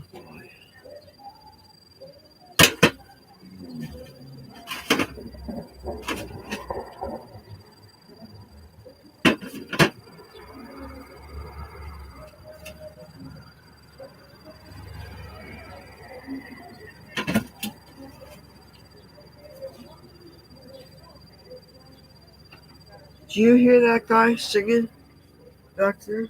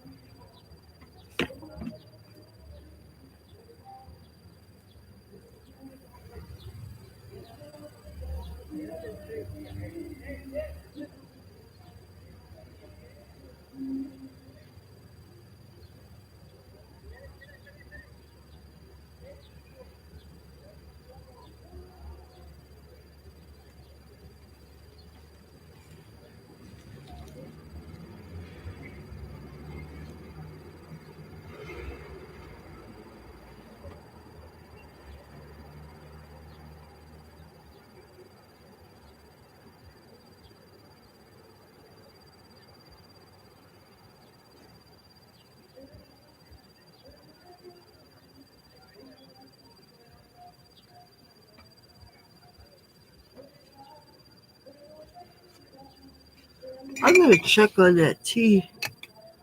Do you not have social media in your laptop? Uh, yeah, I have on the laptop. I have Facebook and I have Instagram, and I had a real hard time getting my Hotmail back on there because even though I had the password and it was correct and said I need to use an identity authenticator and you need a cell phone for that. That was before I got this. But what ended up happening is I somehow got a link that I could go through. I think through Outlook. I'm trying to delete as much as possible because you see, I can't send or receive emails from there. I'm over capacity, and my Hotmail is actually my typical email address that I use for password resets. And I would like to get back in my MySpace account. I have lots of pictures and video on there, and that the pictures mean a lot to me because it's a lot of family and friends stuff. And also the pictures from a friend of mine's pot plants from way before pot was legal here. And since it's legal now, there's no reason to have at friends only. And the thing is, I can't get into my MySpace until I get my password, and that's why I need to be able to get it from Hotmail. And I don't know if I can get it sent to it, but maybe, because whenever I am able to get into Hotmail, I do delete as much spam as possible. And it's easy to do bulk deletes of certain senders, you know. And some deleting I hate to do, like all the cat lists I'm on. You know, I hate to be deleting the I love cats or I heart cats or whatever. And the things, some things I have to read in it before deleting because I like cat allies. I support. You know, I notice certain things you seem to only be able to do using cell phones. Oh, speaking of people wearing veils and stuff, it's like uh, it's just normalized. Oh, and the girl I was saying she's lucky she gets to wear a dress even though it's just below her knee. But guess what? There's pants underneath it. So, and she was wearing the veil all the way down there, and she was like under 10 years old. That's slavery, man.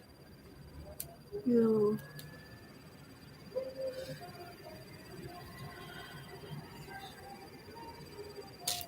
I want to check on the tea.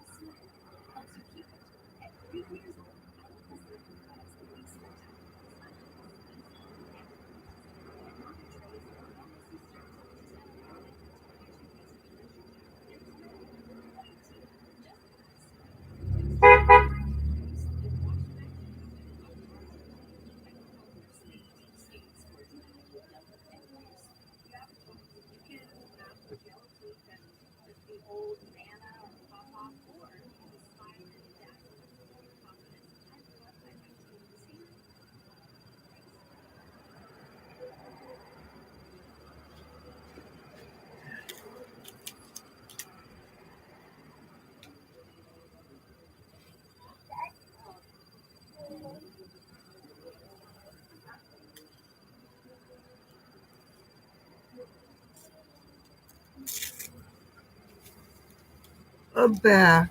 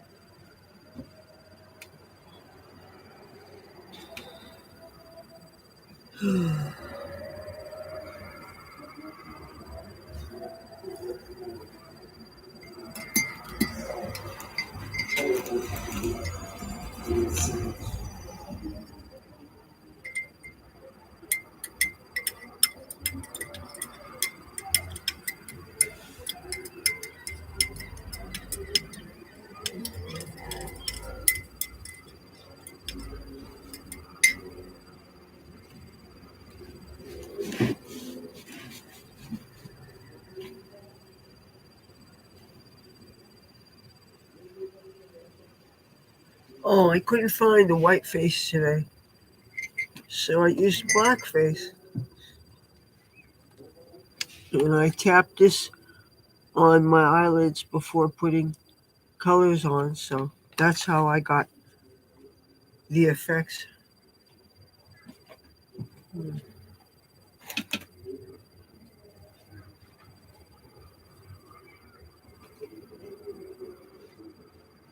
Usually, I'm in a really good habit if I keep things like white face in with this bag that I keep my foundations.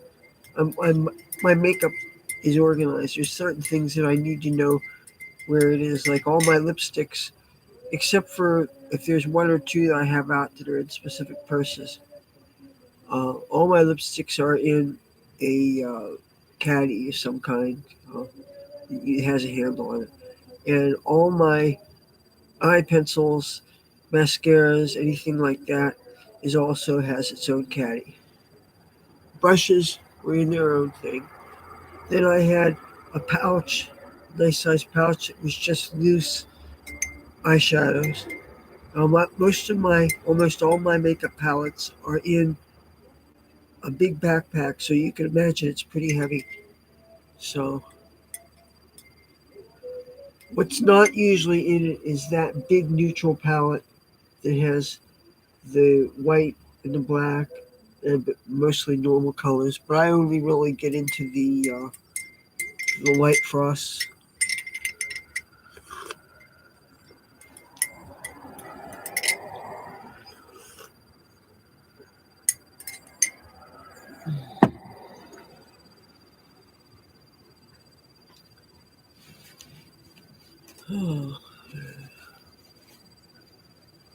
Now, if this thing means I gotta take it easy, I don't really know. I did I did this with my fingers, and I'm used to using brushes, and I don't want to make a further mess by unpacking when I already have packed up. I want, I have things packed up so that I have an opportunity to get things wheeled down those steps into some place for safekeeping. So then I could actually start packing more things and put things over along the wall. So again, they could be taken to wherever. I have stopped packing pretty much because, first of all, I don't have any more of that big luggage that's really great to store things in. I can put things in Ziploc bags and hope that the mice still don't chew through. See, that's one of the things that pisses me off. Is you clean things, you wash things, whatever. You have things kind of organized.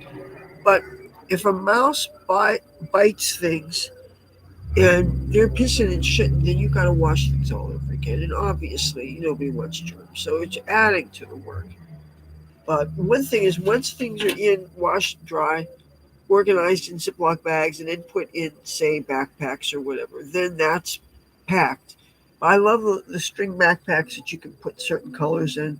So you can put like all my green clothes, or what you think is all your green clothes, because you're going to find out when you have your clothes packed according to color, you're going to find out that there's still things you're going to find as you go through more of your stuff and think, oh, that also, and that's what I'm kind of going through now. Is that I'm mostly wearing things that are not organized into things for certain colors, except for the green things I wore the other day. That was definitely I dug out. I had to dig something out of the green bag.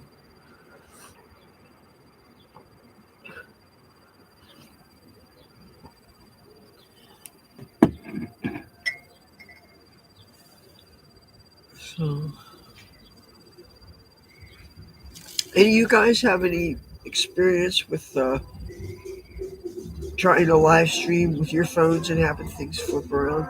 Because that whole thing, that was ridiculous. And I don't have an iPhone, so I don't have the latest capabilities.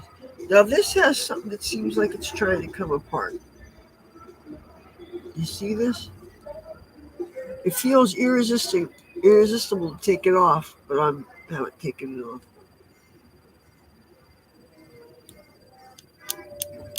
See?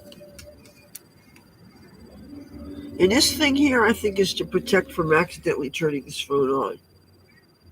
But you have to press it hard, and you see that touches the thing.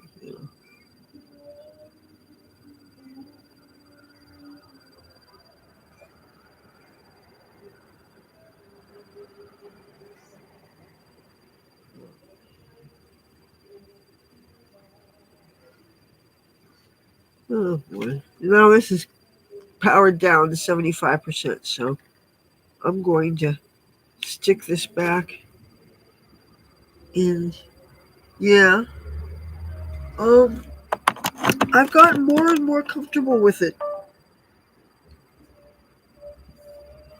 I guess it's part of it is I'm comfortable on camera to begin with, but the thing with live stream is that the thing that makes it the most enjoyable for us who do it is when you're saying things and people say things back.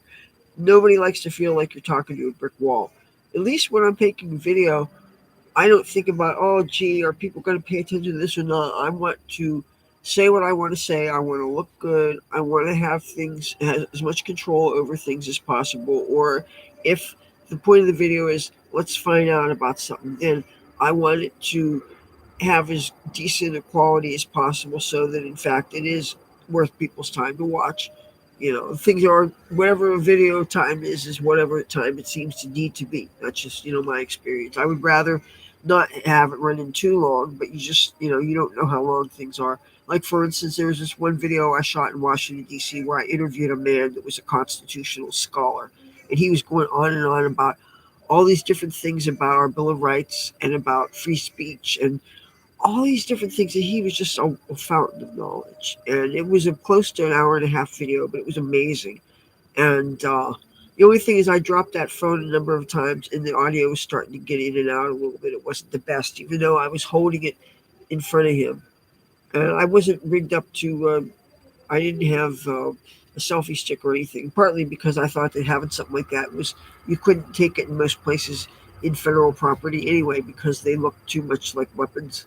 Like you can't take them into the Capitol, you can't take them into the Senate office buildings, you can't take them to White House, for their tours and stuff. So I just as soon try not to have things that I know I can't get past security when I go to Washington.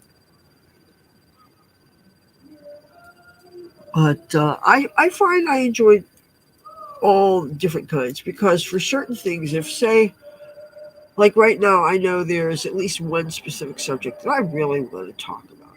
And I don't want to bury it in a live stream where I'm talking about this, I'm talking about that, I'm talking about that, I'm talking about that. So for those instances, I like to do a standalone video. I like to just wear something that looks great and make sure that these videos I try to keep short, sweet, and to the point. If it's usually talking about an encounter I had that illustrated a certain concept that's kind of a universal concept, and just through vivid storytelling, which only really necessitates retelling all the details as they happen. And in this case, there was a lot of details to it, and this deserves its own video. For certain subjects, that's more satisfying because you get to make sure that that subject is heard and not just buried in everything else. But one of the things I like about live streams is you get to do a recap of the week's craziness or yesterday's whatever, or you get to do things, reflect on today and yesterday, or if say your videos don't necessarily talk about what you're doing in your life, you can do that on your live stream. Excuse me. Oh boy, hold on.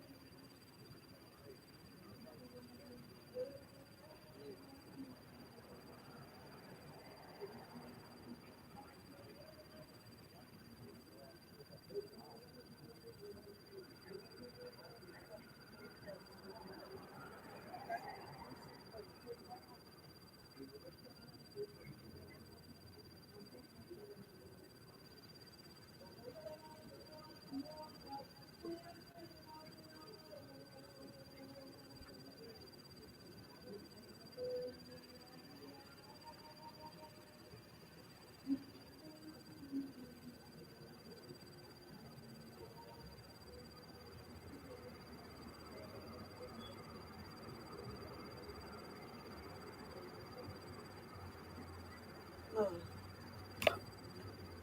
okay. I bet I didn't put.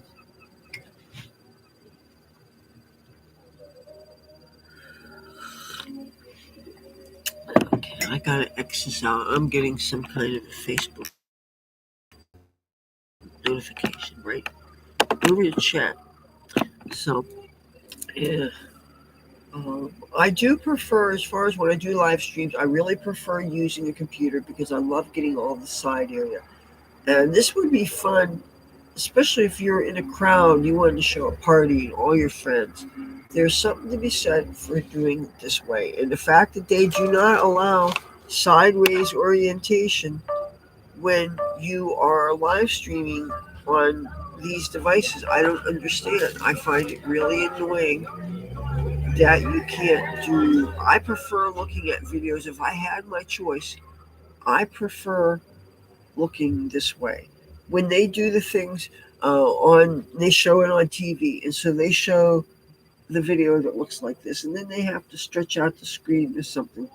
And I know that they have to do it to fill the frame, but I'm thinking just if they gave us the option, you know. But then again, I could see that if they needed to crop a little bit to the side to have a little sidebar or something, then it would be nice if you knew what side to keep where you can take some things off. Like here, if I was doing a thing, they could take some room off over up here that they could superimpose some things if they wanted to. And then to a lesser degree, I suppose they could do this. Even though there are times when I say, you know what, I don't want to hide my store because that is my identifying mark and that allows people to see who I am.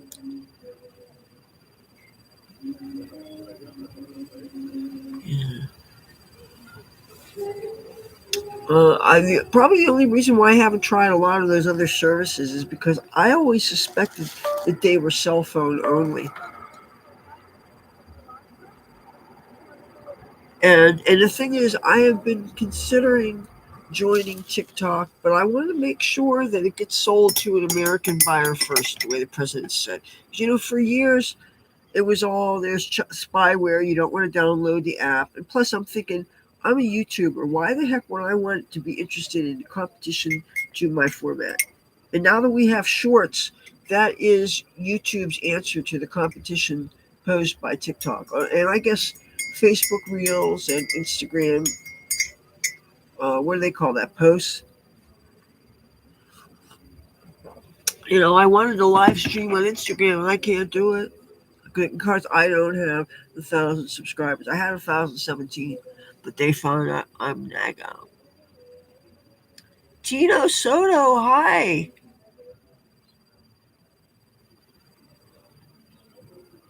Aaron Shred, how you doing?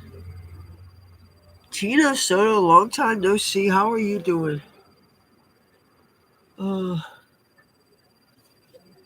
show you for those who haven't seen it, it's a cat spoon. With tea and lime, and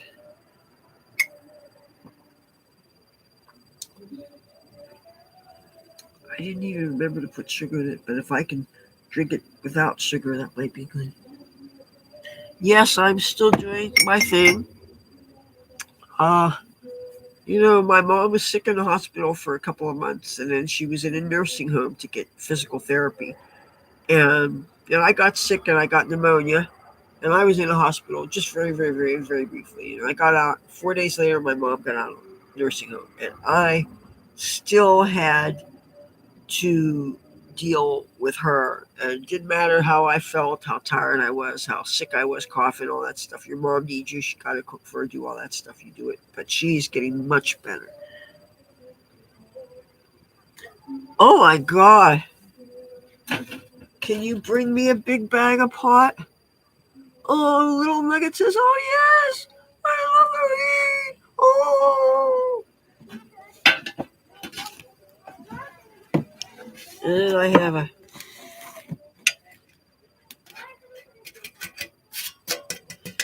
tray that says, does that answer your question? I picked this out of the trash and I scoured this as clean as I could. You know, I scoured my stove as clean as I could.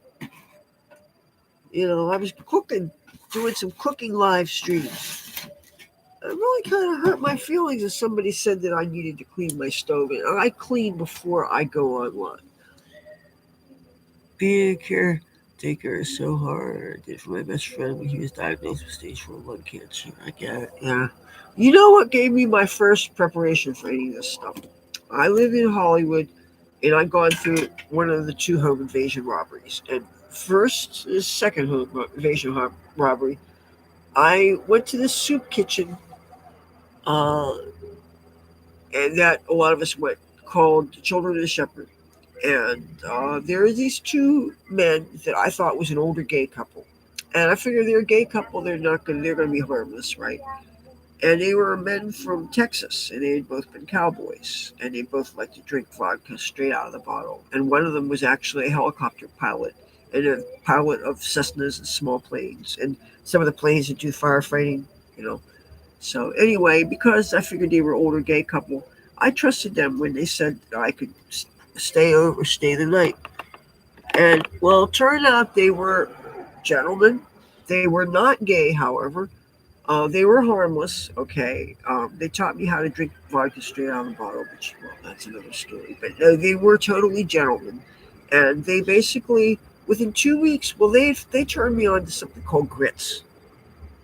Because, they're Texas guys, right? And I'd never had grits before. I'd only heard what my mom had said about grits, and she thought that they were slimy and yucky because she remembered them from college, where they were overdone with too much water and whatever.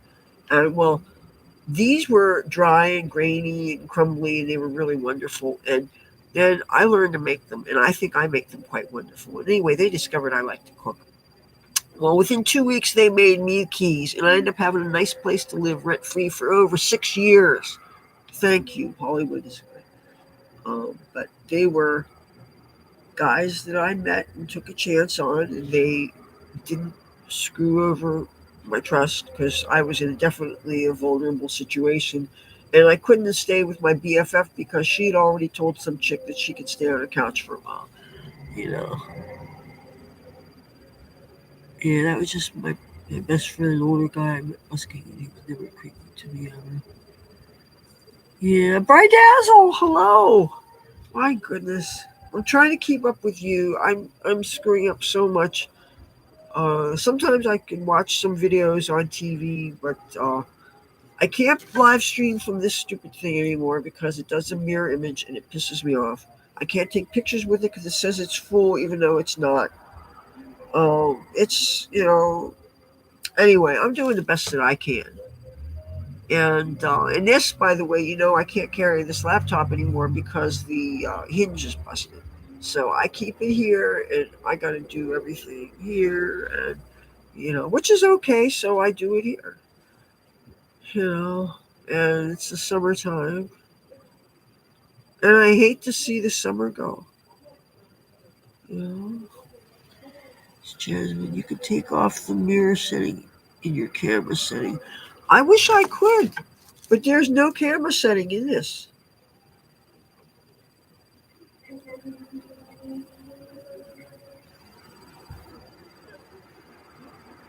I mean, if I go in the camera thing, there doesn't seem to be any setting. I mean, there's different things that you can do, different effects and things, but there's nothing about settings.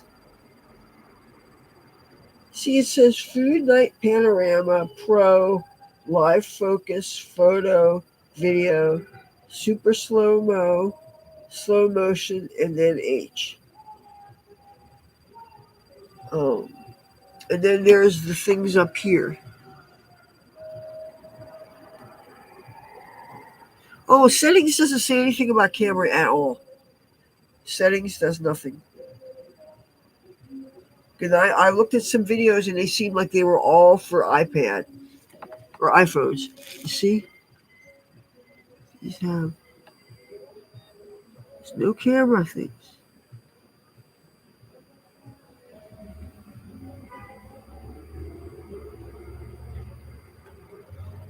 Um, I'll even search. Camera. I see. I even did a search for camera. Let's see if that helps. It only says camera app info. And you jump. It doesn't. It doesn't tell me any settings. System gestures jump to camera, and then app info. Okay, I'll click app info. Oh, yeah, that's the thing is I have no idea what this make is. This doesn't have a name. This is like some. It says I only use 3.86 megabyte used in internal storage.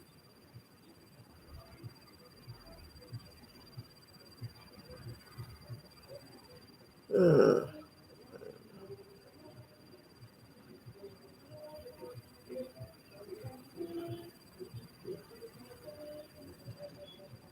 yeah, yeah. I really don't know what it is, but I'm hoping that the next thing I get, I can get more use out of. Scroll down, say advance. Nah,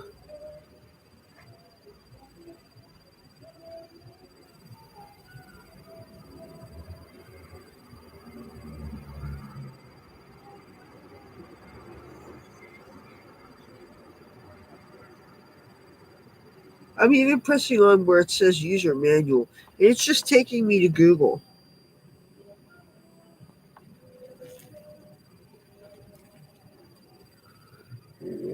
Like, this is bullshit stuff.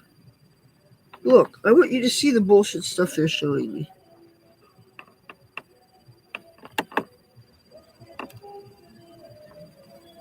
Uh, oh, God. Like, I care about this crap. No, no.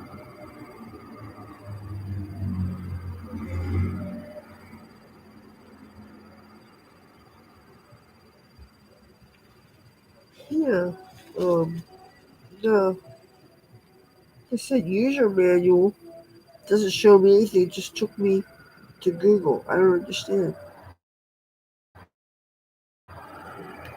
And I thought that would be a way for me to find out what the name of this phone is.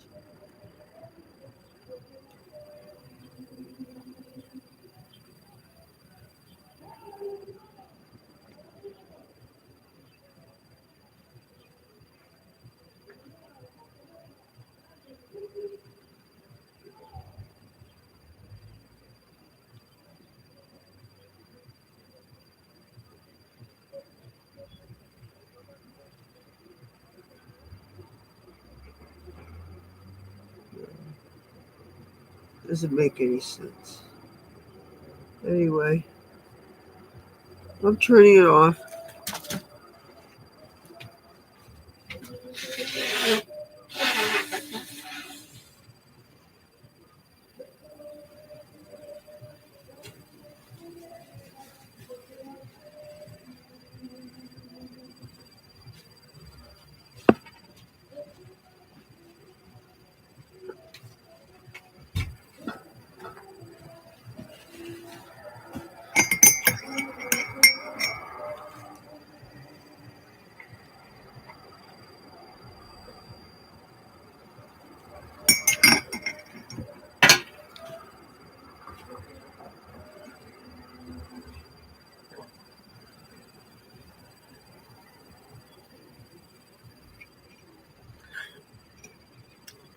Can't without the brand of the phone. Sometimes it says something like S25 or something, but it can't be because it doesn't have the fancy capabilities of those things. But oh, sometime today, did you hear that there is a big Powerball jackpot coming up? And I'm not into lotteries because they're very addictive, and I know the power of addiction as far as gambling goes. But that said, every couple of years there's some kind of historic jackpot, and when that happens, yes, I do admit I treat myself too. I get a quick pick, and I get my lucky numbers, and each ticket's $2. So that means you're investing $4 in a dream. But I'm thinking if I even got a percentage of this, I'd take care of my mom's credit card debt and any medical debt that they're trying to mess with her. That nursing home, she was discharged just before her insurance would have no longer paid for it. Okay, and we timed this very carefully. We made sure that she got her exercises, got physically strong enough, learned how to live in the real world. She had to learn how to walk upstairs. She had to learn how to walk down the hall. She had to learn how to go to the bathroom. She had to learn how to feed herself. She had to learn how to do all the things that we take for granted. And I saw her come a long way from the time that I would visit her in different hospitals and get on the bus, spend all day there, get back here, you know. And when it was just me alone, I didn't care about really what I was putting in my body. I would open up a can, just throw in any old thing, eat, because, the things really didn't seem all that important. Taking care of myself was not a priority. And now, uh, I want to be my best to take care of my mom, but I also want to have a life myself. And there's a lot of public pressure, especially when you live so much openly. When I show my life here on the internet, and I'm showing on one hand I'm taking care of my mom in a nursing home, where I'm doing this for her, and then I show that I'm outside hanging out with friends, and there may be some weed being passed around. And oh my God, God forbid some people who are over 21 in a state where certain things are actually allowed, indulge in a little letting loose. That instead of being cooped up for days and weeks and months at a time, or limiting yourself, you can't just do everything on the internet. You have to be able to have sometimes to um, interact with real human beings. They say it's really good for the soul. And usually I end up going and hanging out where some of my best friends are, and I spend some time with them. But then that kind of gets depressing when you see certain people that just the self destruction you see. You know, there are certain people who I know seem hell bent on just drinking themselves to death, and there's nothing I can do about it. And my friends who aren't necessarily on the street but are doing that, and most of the time, I keep my mouth shut. I mean, who am I to talk? Even though I know what alcohol did in my life and how I finally decided to leave it alone, and it's helped me immensely. And I always encourage people, alcohol is really so dangerous, you know, and it's so pushed by society, and there's so much money to be made. And the thing is, I've seen just so dangerous. So, uh, but yeah, I have to before 11 o'clock. I have to get that ticket. So I'm already dressed. I just have to go to like my nearest 7-Eleven. You can go to 7-Elevens. You can go to Circle K's. If you live near Wawa, you can go to them. I've been nearest Wawa has got to be at least 5 miles away. So at 7-Elevens, there's lots of them here. You can go to you could walk to like 4 or 5 of them probably. You know. And there's probably other places that you can get lottery tickets also, but I very rarely do it. And yes, it seems like what a stupid thing to waste $4 on. Look at all the things you can get for $4. If I was dying of hunger and there's no free food sources, I could buy some canned goods and some pasta and get things, assuming I didn't have that stuff here, which I do. You know, and I mean, I know how much weed can be. You know, but I'm going to spend $4 on 2 lottery tickets. And oh yes, I will definitely invest in getting better equipment. I might actually go and get a data plan on a real cell phone. But my father, one thing I remember from him, he used to buy lottery tickets occasionally, and the most he ever won was aside from free play. Maybe he won $10 one time, but he never made a profit on it. And he had his lucky numbers, whatever. And, I figure you do quick pick and you do your lucky numbers, your bases are covered. But when I see those commercials saying that there's this app that you can download on your phone that you can get the lotteries in all these different states and everything. I mean, can you imagine figuring out the taxes on that? If you're playing all these things, all these different states you have to keep track of. It seems like it's a lot of problems. And you're tracking your wins and your losses. I know something about this because I walk through the sports books in the casinos here, and they have these forms that you can set up in the casinos that you can get like at the end of the year. People get for taxes. They call it their one loss statement. It keeps track of this is how much you wagered throughout the year, and this is how much you got back. And and this for tax purposes, because anything like if you get win one of those contests, like one time for $2,500 I won something. It was the middle of December, and they wanted me to fill out a tax form and stuff, and I needed ID for it at the time. I didn't have ID, and I said, "Look, you don't even legally need to file. You don't owe any tax till you make over $3,000. And this 2,500, I hadn't made anything prior to. Statistically speaking, I probably wasn't going to earn anything in the next 2 weeks. And sure enough, of course, I didn't because at the time I was kind of taking care of my father at the time, or I forget what all was going on in my life. But no, I was taking care of him. So anyway, I never had to pay taxes on it. I never had to file because that was all that I earned that whole year, and everything turned out fine. But you earned anything big ticket wise right away, the government takes what it is 30 some percentage out or whatever they take out. They get their paid before you get anything. So, and of course, I would always get the cash option, not the 30-year thing where you get the annuity then they would say every 30 years you get a portion of that. And it's like everybody's sure that you're going to live 30 more years, right? Because tomorrow is always guaranteed, right?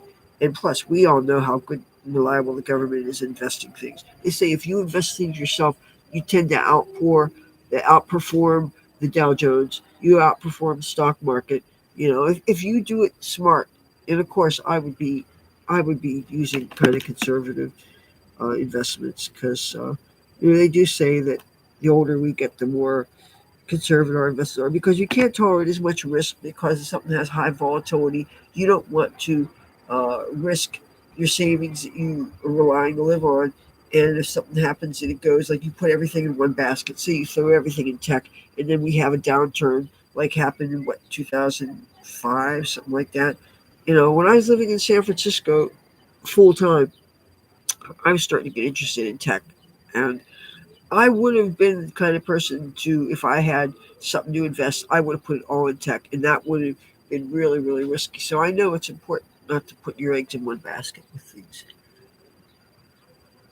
But I am going to get the ticket, and I am going to start listening to subliminals maybe for the rest of the day. I'll put them on YouTube, on my TV. I'll just get whatever subliminals get recommended my homepage, and they have these ones that are for winning the lottery, which I never played because I'm not a lottery habitué. But I'll put it on TV and I'll turn it up to 100. I'm thinking, what harm can it do, right? You know.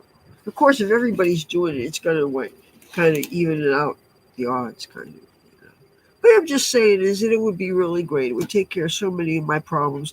Then I could go and pay. I could go to LA to deal with my storage, and then I would give me leeway in deciding where I'm going to be when I no longer am tied to Atlantic City. Because I've still got to think: do I want to go to Washington D.C.? Even though if it's no longer homeless friendly, then maybe I don't want to live there. But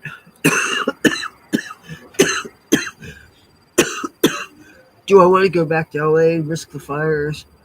Even though that's where so much of my life was, and I really love being in Hollywood, the showbiz thing. Even though you have to be a closet Trumper to live in the showbiz world in Hollywood.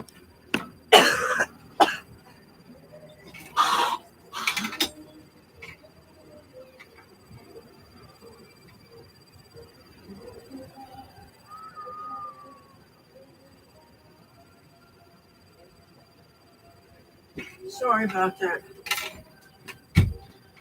Yeah, there's so many places I was interested in checking out, but then I find out some bad things about them. Like I was thinking maybe Colorado would be great. But then I found out about there's forest fires here. Plus, if you pick the wrong town, you might end up with Aragua taking over apartment buildings and stuff. And wherever I lived, I would have to have a reliable vehicle. I realized I would have to have a means of evacuating if some natural disaster were to happen, and I would have to get myself out. And and plus, right now, I'm limited by where my mom would be willing to go. She would just agree to get in on that bus with me, and then we could go wherever. And I keep on telling her LA and San Francisco has really great medical care. You know?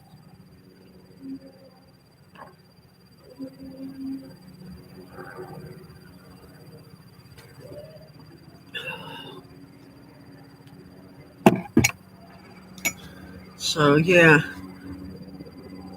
I'm gonna try to get. I'm gonna go ahead and I'm gonna get those lottery tickets. It's a thing that millions of people are doing, including some people that aren't even American citizens. So it's a way to participate in some pop culture and be like everybody else. And I'm not normally someone that jumps on trends.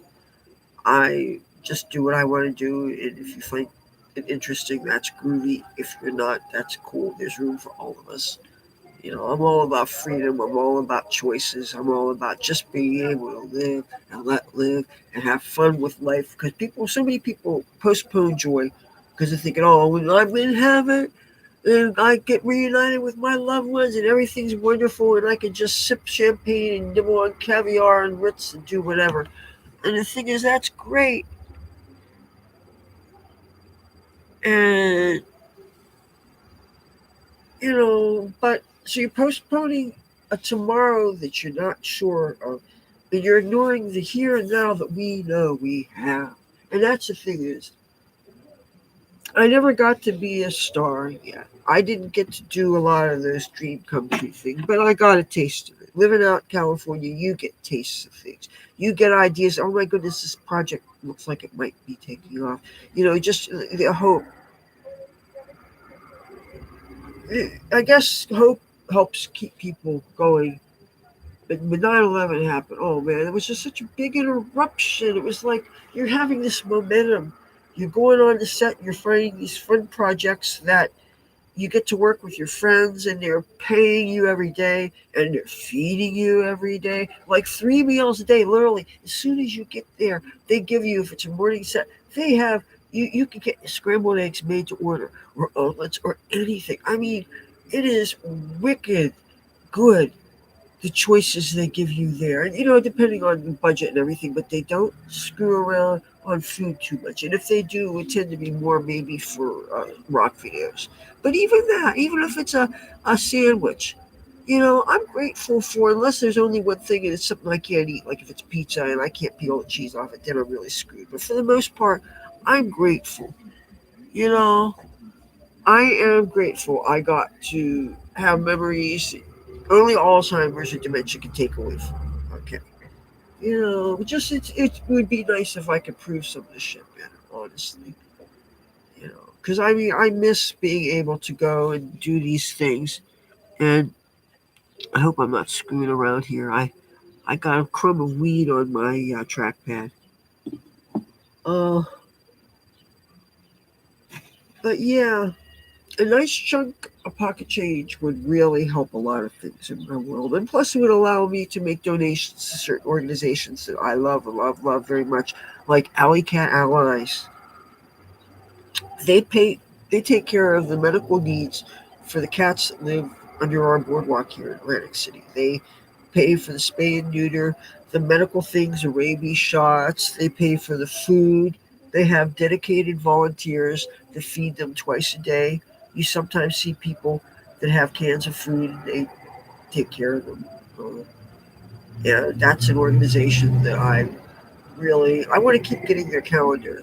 That's another thing. You're not going to be getting all the freebies if you're not donating to them. But the thing is, you're filling out the stuff when you do donate, and it's like, to this address. I don't know how much longer we're going to be here, but month by month we're paying the rent. If this place was in such bad condition, I mean, it didn't fall down yet. And my mom, she's got to focus on just getting better, get as healthy as possible. I've got to do everything I can to keep this channel alive because it's very important. And I'm hoping that my live streams can make up for when I don't do videos as much. Because if I'm doing a live stream and then once the live is over, then people can watch the standalone video. So then it becomes a video.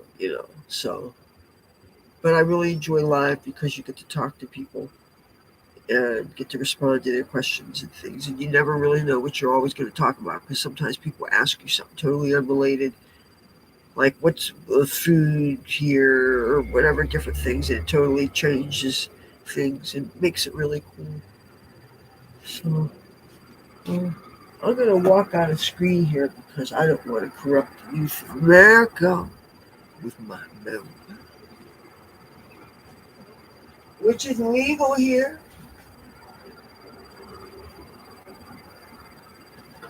It is legal here. Miss Jasmine, yeah. Yeah, you guys don't even have free speech in the UK. You can't talk critical thinking about certain philosophies and things without them calling it hate speech. And I think they put you in, I don't know, the king spanks you or something. I don't know. Yeah. I love you though. I don't want to cause an international commotion. I love England so much. I mean, that's just my heritage, okay? So please, let my sarcasm and my wise ass never get me to be misconstrued that I'm saying, oh, I don't like you. I don't like you. No, it ain't like that. You know, Yeah, it's when I didn't like some of the diversity. Like when you got all of these, I heard you got the chip shops and the kebab shops and everything. And I love Indian food. I love. Oh my God, I don't want to make myself hungry again because I can't bring this into my kitchen. And plus, I've been told that my stove is too dirty, so I'm not live streaming my food for you. So, and blame it on the person who's not watching who told me that my stove is a mess. People got to realize when you're critical of creators and you criticize about things that we've already tried to rectify the situation for, you're just going to make us feel punched in the gut. Like, oh man, I do all this for you, and that's the thanks I get. Well, you know what? Plus, I don't want to be known as a web chef anyway. First of all, the more you work around food, the bigger we get. Second of all, while yes, there are showbiz elements involved in presentation and how you communicate and all that stuff and the style, there's still, and I like the education bit, and I like talking about things, and I like talking about what I think I know about this, whether it's food safety or whether it's nutrition or some technique or something. It's not like I think I even know anything. I know what I know from being absorbing the pop culture. I love to watch cooking videos. I love to watch PBS chefs on TV. I love to listen to my mom talk. I love to watch my grandma and my grandpa when they were in the kitchen. Of course, I had to be really discreet because they didn't like company in the kitchen you know. But yeah, I don't know what I'm going to use to clean that stove though. That's a real problem because you get the stuff that's like baked on by the grease in the air, and it's like I tried using, be short of using what the junkies use. The non Brillo kind of copper. Bicarbonate of soda. Yeah, that's good for so much. That's even good for toothbrushing. I sometimes brush my teeth when I'm all dingy. Wow, like now. I'm drinking so much coffee and tea. I know brown teeth are not in fashion. So sometimes I wish they would bring back the tooth blackening of Japan years ago. I mean, make that so that you don't have to have nice teeth. I'm all for it. There's so much pressure to conform to certain beauty ideals, and you have to be perfect. And you have to look like a Barbie doll. You have to inflate bosoms, and now you have to have butt implants, and now you have to lipo off this, and you have to do all this stuff to make yourself better because exercise alone, and who doesn't? It's so hard.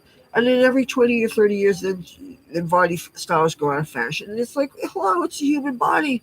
It's like you can't win. And think of body styles, the fashions 500 years ago. Think of during the Renaissance. It's all been different.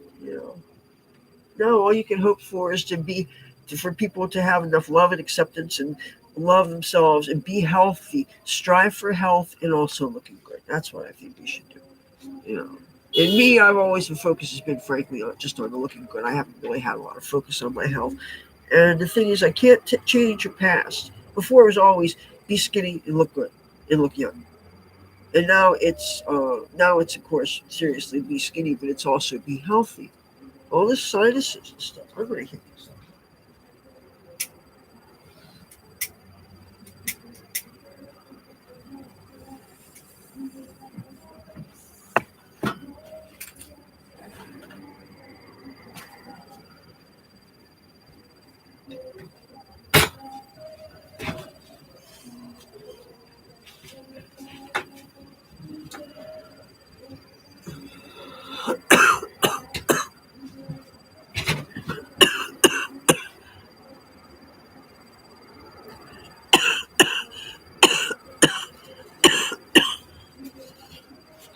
I don't usually wear this color combination though. I picked it out of some idiot's trash and I washed the shit out of it.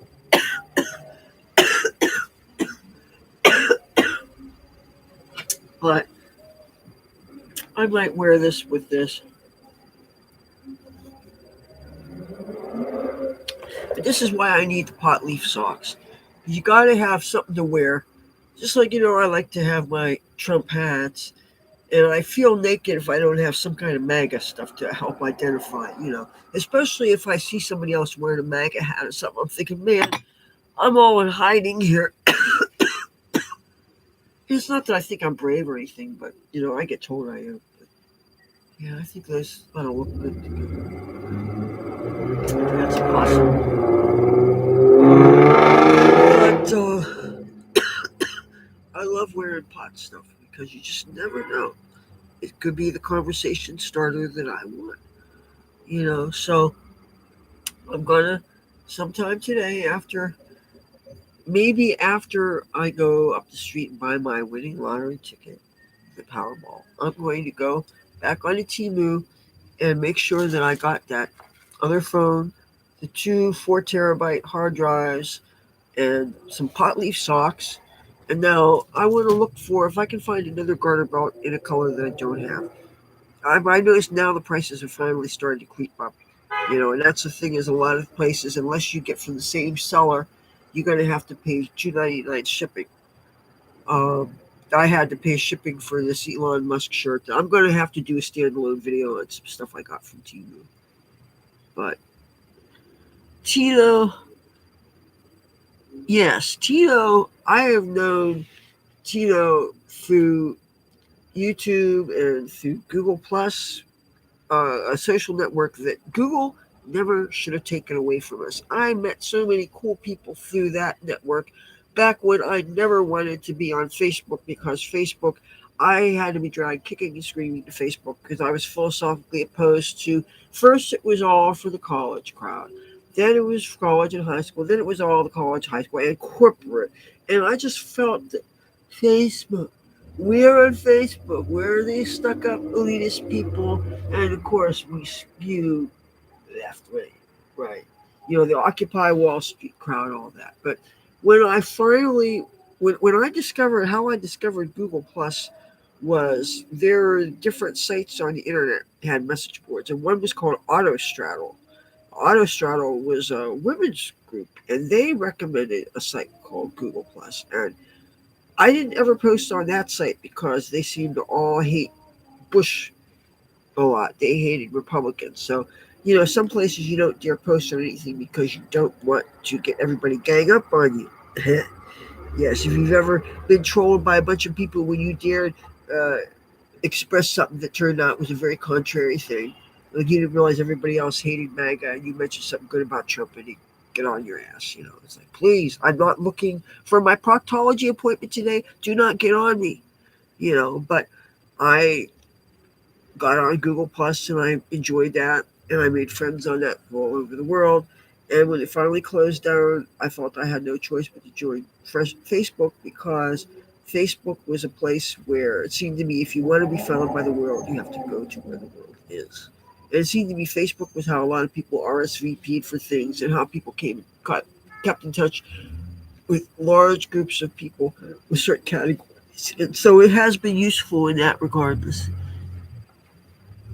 Yeah, yeah. And when people expect that because you belong to a certain group, then automatically that means that you belong to a certain political ideology. That drives me nuts. I'm goth, so I can't be right wing at all. Or how's about for those of us that are in certain ideologies that there's little room for independent thought within all the platforms? It's like, I'm sorry, I happen to believe in a woman's right to choose, and I know most of my right leading people are very much against that, but I know what it's like to be a female in society. I know what it's like to be vulnerable. I know what it's like to be domestically abused. I know what it's like for terrible things to happen. And I know that I'm glad for certain organizations like, Planned Parenthood that made sure that I always had the pill, made sure that if in fact something screwed up and I needed certain services, I could have gotten them. I did a lot of preventing things from happening. I did this whole lot of this thing called being personally responsible. When I set out into the world from to California from New Jersey with my first and only car, my parents laid down ground rules. They said, do not get any ink, any tattoos. And at the time, I kind of resented it. And by the way, this is how, no matter how old I got. And they said, do not come home pregnant or having a child, unmarried, and expect us to take care of it. They were like, no.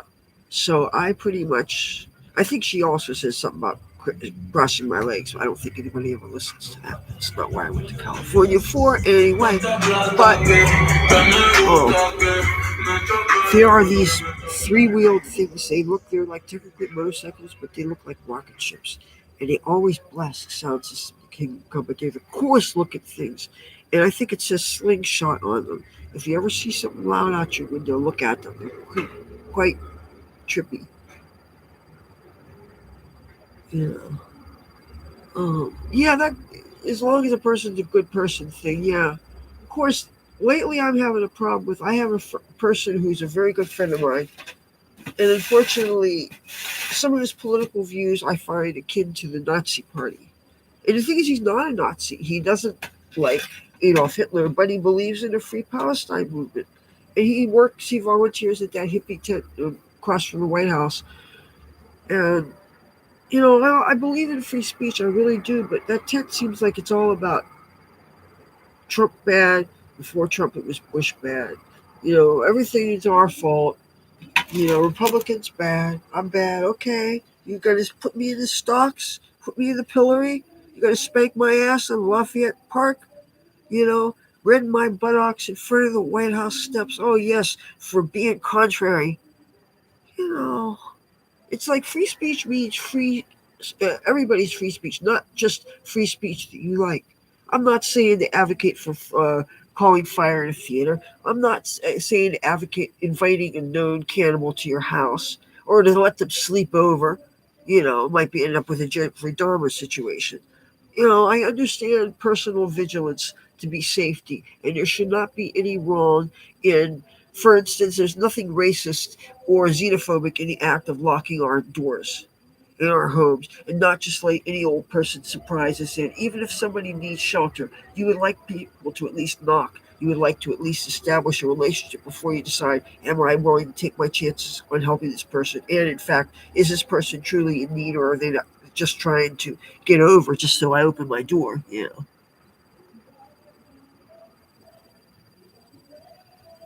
Yeah, if you have a good friend and them, just refuse to talk politics and enjoy each other's friendship. Yeah, that's how I have to have it with this friendship because we've known each other a long time. We knew each other in Hollywood. We were friends, and he was sleeping in his car. And then he ended up learning how to drive a taxi, and then he went back to Sioux Falls. He was a taxi driver, and before he got learned to drive a taxi, this is really great. He used to thumb it across the country, back and forth, back and forth. And there was this message board. It was actually a Yahoo group called Drunken Orgy with Sluts and Food 99. And the thing is, it wasn't about drunks, orgies, sluts, or food. It was just about road stories. And at the time, when I went on tour with the Grateful Dead, which was 93, I had stories about that. But I wasn't online until, oh, I don't know. That Yahoo group, I think, may have been around the year 2000. Anyway, we go back a long time. And when he ended up moving to Washington, D.C., and then he was homeless for 3 years maybe, but he got off the street and he has this really nice apartment. The city or the government is paying for it, and he is a very talented artist. Something I didn't know about him when I knew him in L.A.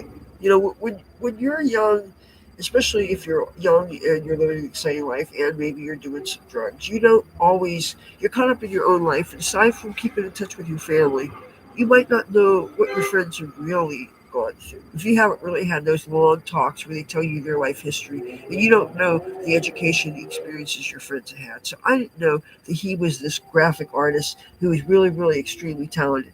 Now, if I'm intriguing anybody at all, his name is Craig Sterling Thompson, and I have him on my Washington D.C. playlist. I had at least two videos devoted nothing to nothing but his art. He needs to be discovered by somebody. He does Americana. He does like the American flags and the eagles and our presidents, and he loves, of course, the Democrat presidents. He's done several with Obama, and with President Biden, and he's done Ben Franklin, and he's done Abraham Lincoln, and he does a lot of the Washington landmarks and stuff. And it's American art. It's the kind of stuff that some rich country star would love to have hanging in his living room or something. And I wish that he would be discovered. And plus he also makes jewelry, including that cat necklace that I wear sometimes.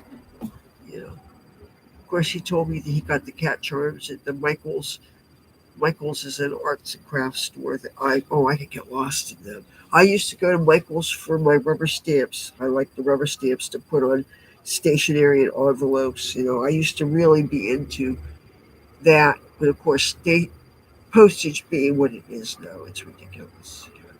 I wrote all those letters when I was in Los Angeles and when I was in San Francisco and when I was on tour and stuff. And I'm glad I got most of them.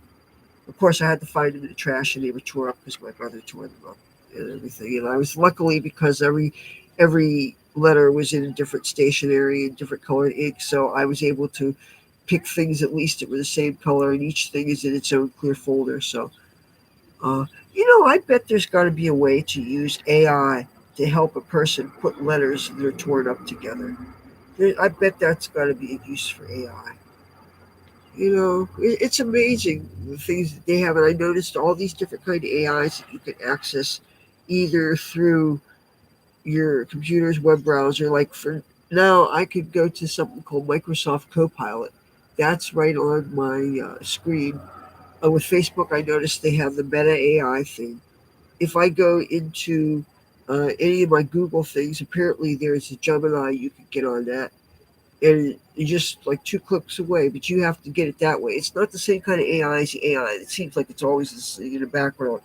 When I was in Washington, D.C., and I had figured out my Comcast login, which opened up half the city that I didn't already have Wi Fi logins, opened up half the city to my getting Wi Fi. And I never forget, it would every now and then would interrupt with something that it heard from the TV or the time that I was getting ready to come into the entryway of this apartment building in Washington. And I saw a piece of chocolate on the ground, and it was still in the wrapper. And of course, I picked it up. It was something I really liked.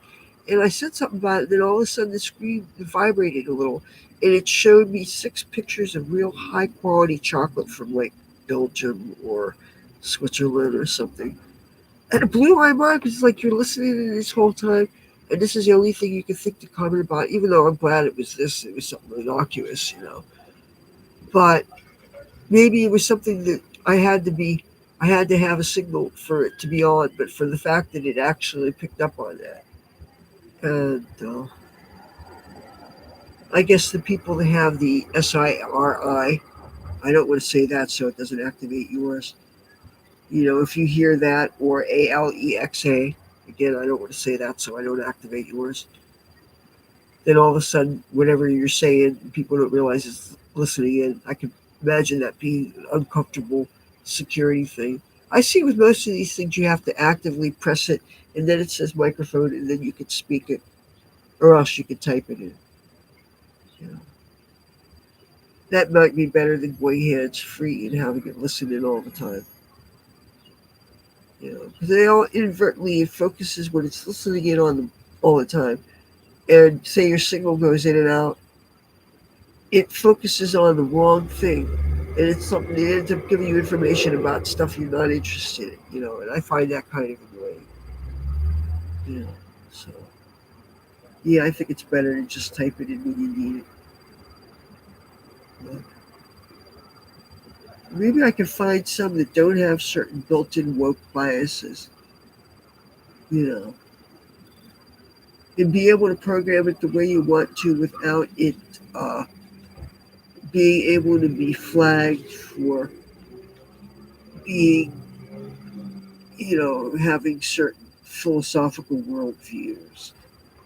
It's like you'll notice that we don't flag Christianity for in its videos for made by its proponents of Christianity for occasionally you got some very serious Bible people and they'll make videos about certain things being demonic, satanic, forbidden in the Bible because it's under the purview of Satan.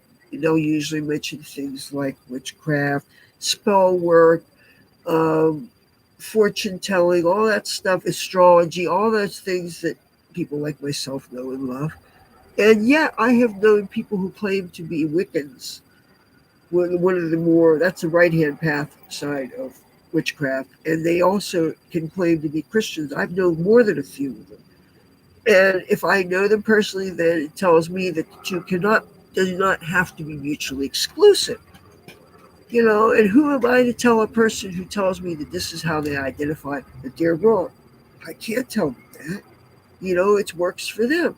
Therefore, to have so many people saying right away that all of us that are into these occult things, we're bad.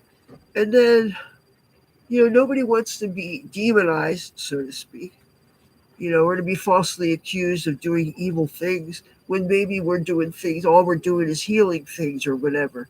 Or all we're doing is trying to improve our own lot in life without harming other people in the process. You can do win-wins. People don't stop and think it is possible to have things so that I can do good in different ways without taking advantage of you, without it being at your expense. It doesn't have to be winners and losers. You know, Cloud Boy, Beanie. I'm always struggling with this. Chore Boy, Beanies. Is that right? Did I get it right? Hi, how you doing? Oops. I destroy my set. It'll make for interesting video, huh? So yeah, how are you doing? I just want to make sure that I have plenty enough time to get the lottery tickets. Okay, it's 5:52 p.m. I got time. Fine. This is on my laptop and I can't move it, so kind of seriously limited, and I can't go anywhere right now.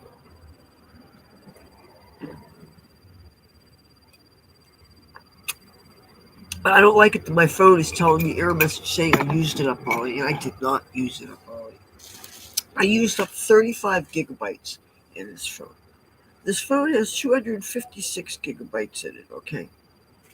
And it said itself, when I got the error message, I went into my settings.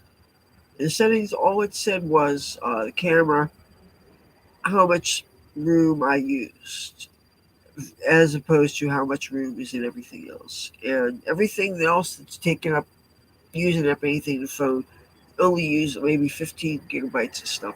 I got all this extra stuff, over 200 gigabytes. And so, but I can't film any more videos. And I don't like doing the mirror image thing.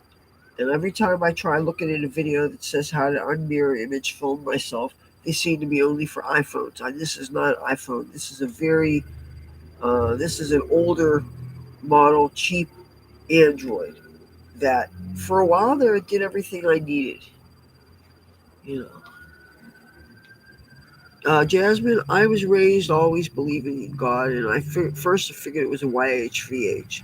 You know, but I started doing some cause and effect and seeing what the impact of prayer seemed to be, as opposed to the impact of direct magic. And first of all, magic, I saw more instances proving that it worked, regardless of what you believe in. If my intent involving, lighting a candle or something is to help with a certain thing, I'm not saying I've cured people of cancer or done anything like that, but I mean, I've seen enough evidence showing that magic, witchcraft, does work. Uh, some ways are more subtle than others, but it can work. But you have to do the work yourself. You have to do the mind work. If you just light a candle and keep on doing about your day with the TV on, that's not the same thing as lighting a candle and concentrating on it. Like I used to light candles sometimes when my mom and dad would go out gambling. And instead of concentrating on the candle that I had burning on foil on top of the TV, I'd be watching the TV. And needless to say, they lost the $5 that they left there with because I wasn't concentrating. I wasn't really. You got to do the work. Magic is work. But I started just observing a bunch of life and the cause and effect of relationship. I know correlation does not equal causation. You have to, uh, you have to just use your brain and your intelligence. And also, I have dared to watch and consume a little bit of media that purports to show people daring to test whether, in fact, those entities that we pay obeisance to, that we either think of as our creator or that we think is the guiding force out there, whether they interact at all in our lives, whether they have any interest in our lives at all, whether they care about what we do. There are so many ways to view deity. from it being this cold force that expects obedience but does not interact in your affairs, to being a deity that's actively watching every single thing you do. And if you do the slightest little sin, well, then right away, I'm going to cast you into the lake of fire. But if by some chance you happen to believe that Jesus Christ is deity, and that means, what about the other billions of humans in the world that believe in other things? What, are they going to be condemned because of that? And then what if there's other deities that they're there and you're there and they don't give a fuck? But still, when you die, that's all there is. So I don't know. I would like to think in this impossible combination of things. I would like to think that yes, you can reunite with the people you miss when you die.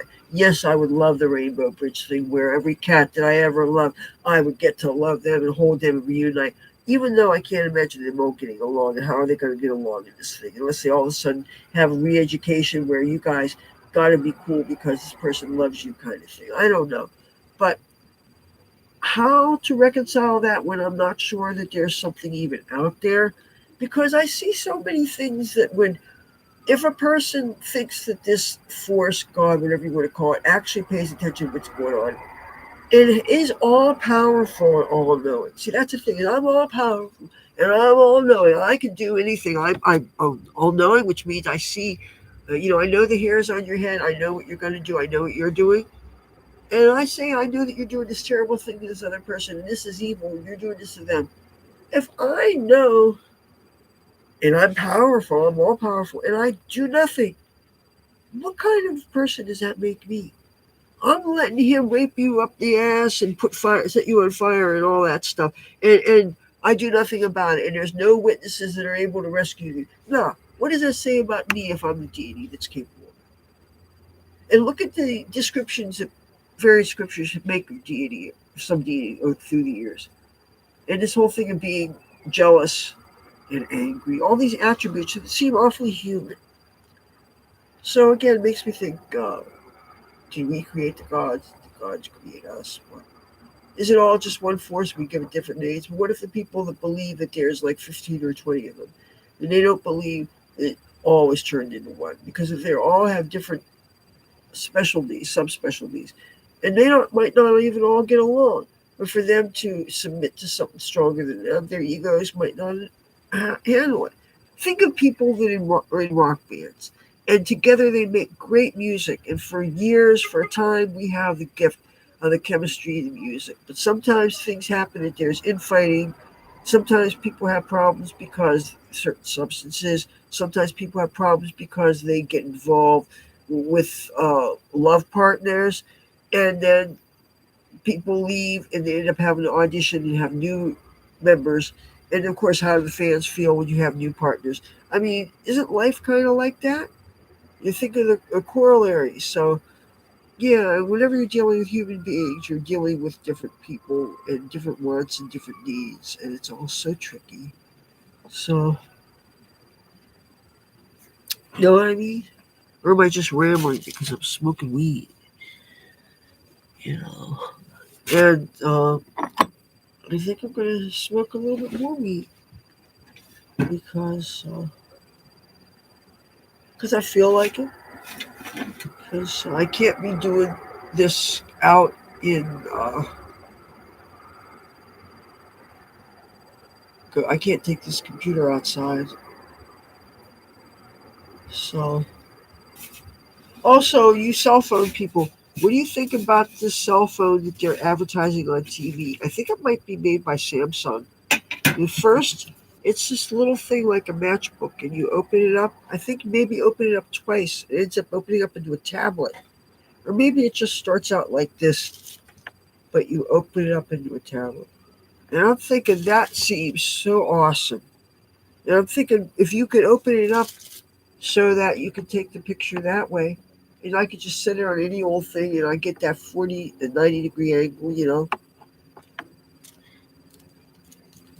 Oh, I love history, culture, and learning about everything. Yeah. My mom is like that too. She always gets me hooked on stuff that she's watching on TV. Come in her room. Often starts when I'm giving her dinner. going to help her do some exercise or something. She's watching something on TV, and she has gotten me interested. If I'm there watching the screen for like 10 minutes, 15 minutes, and all of a sudden, what's that channel, Mom? Then I run in here and I change channel. And she's gotten me into some things. That's how she got me into the TLC's 90 Day Fiancés. At first, I scoffed at first, I thought it was 90 days to meet somebody, fall in love with them, and marry them. Then I realized that it was people who already met long distance, and the legal time it takes to try to get them over here or whatever. But anyway, she got me hooked on this stuff. But what they end up doing is they end up kind of making you believe in love as possibly even across cultures, and that kind of feels good. Even though there's some cultures that I do not believe really get along. Like there's this story time, there's this chick, 41-year-old beautiful lady who'd already apparently been in a 10-year long abusive marriage, and I didn't know that until very recently. But she met this younger guy named Adnan in Jordan. He's Muslim, and he's 24, 41, 24, right? And anyway, she got married to him, and now he's pressuring her into turning Islamic when she is a Christian. And she's pregnant with his child. She's going to have the baby any day. And he didn't pressure her in the beginning. He didn't tell her it was even an expectation until they were married. And then anyway, it's just I could see all this emotional abuse, and it's making me cringe, man. Because anytime I see any kind of coercion, anytime I see any kind of emotional abuse, any of us who've been there, done there, have people that try to do the guilt trips, try to do the, you need to stop doing this, you need to, my family, or talking about God and heaven and stuff. And that time, and he wouldn't let her drive her own car on the show. And I had a relationship where a guy would not let me drive my own car. For the whole length of the relationship, I couldn't drive my own car. I am very resentful of that. And the times when he would drive it to Las Vegas and I didn't know about it because I wasn't the one he took there. I remember that too, yes. But yeah, so I do remember things from relationships that you're never going to forget. I'm looking for my lighter. Hold on a second. I think I kept it in the kitchen.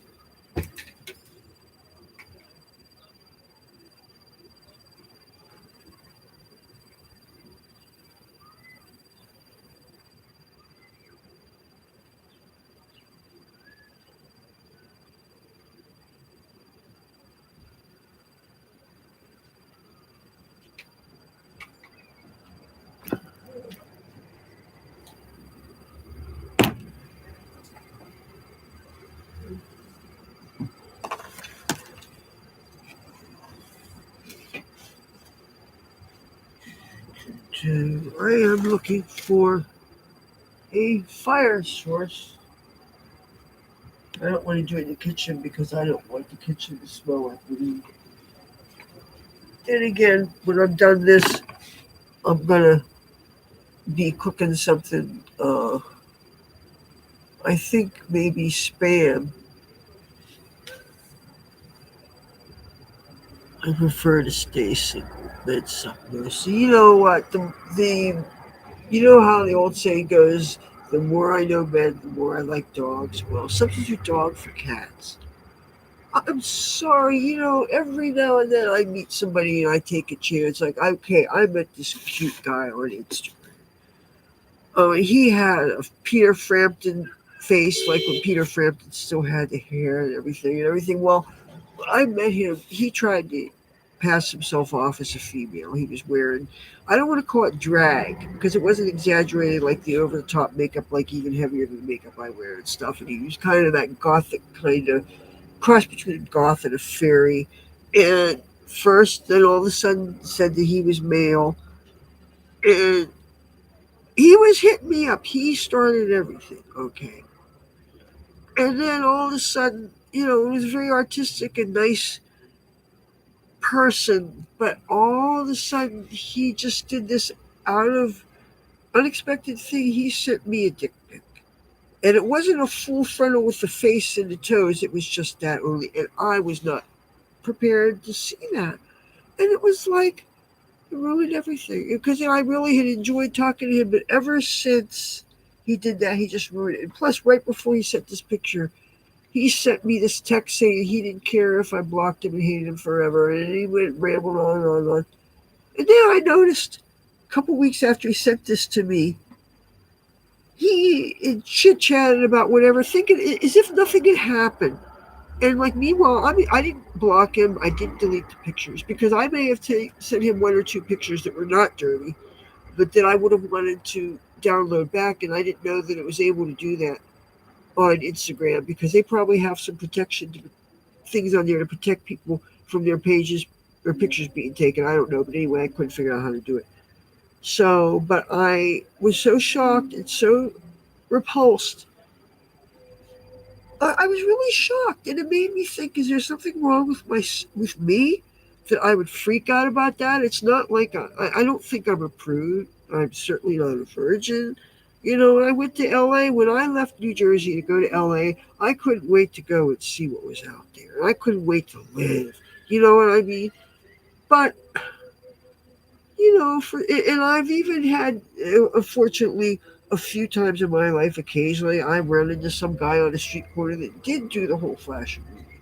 But at least you had context to the whole face and everything. It just, I don't know.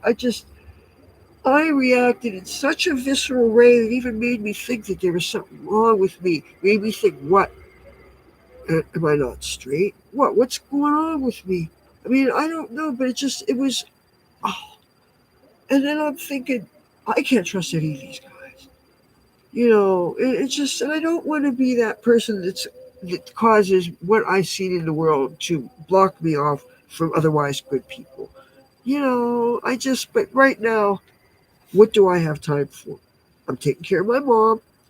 I'm working on this channel. I'm working on my own showbiz. Whatever, this is important to me. I need to keep out there. I need to do quality things. I need to up my skills. I need to, you know, and I also am thinking about my stability, both with my mom and beyond. And I don't want to say beyond, but let's be honest here. I got so much to think about, and I keep on getting run down and everything. And I'm not helping myself if I'm not at my best because I don't have anybody taking care of me. And for the most part, I'd rather not have other people taking care of me that I don't already know because after a while, people do get on your nerves. Like with that guy that was staying here. I don't want to seem ungrateful. I really don't. But after a while, like I felt like I didn't have any privacy. I felt there are times when I was in my bedroom, when I'm in my room, if my shades are down and I don't have a camera on me, I feel that I have privacy.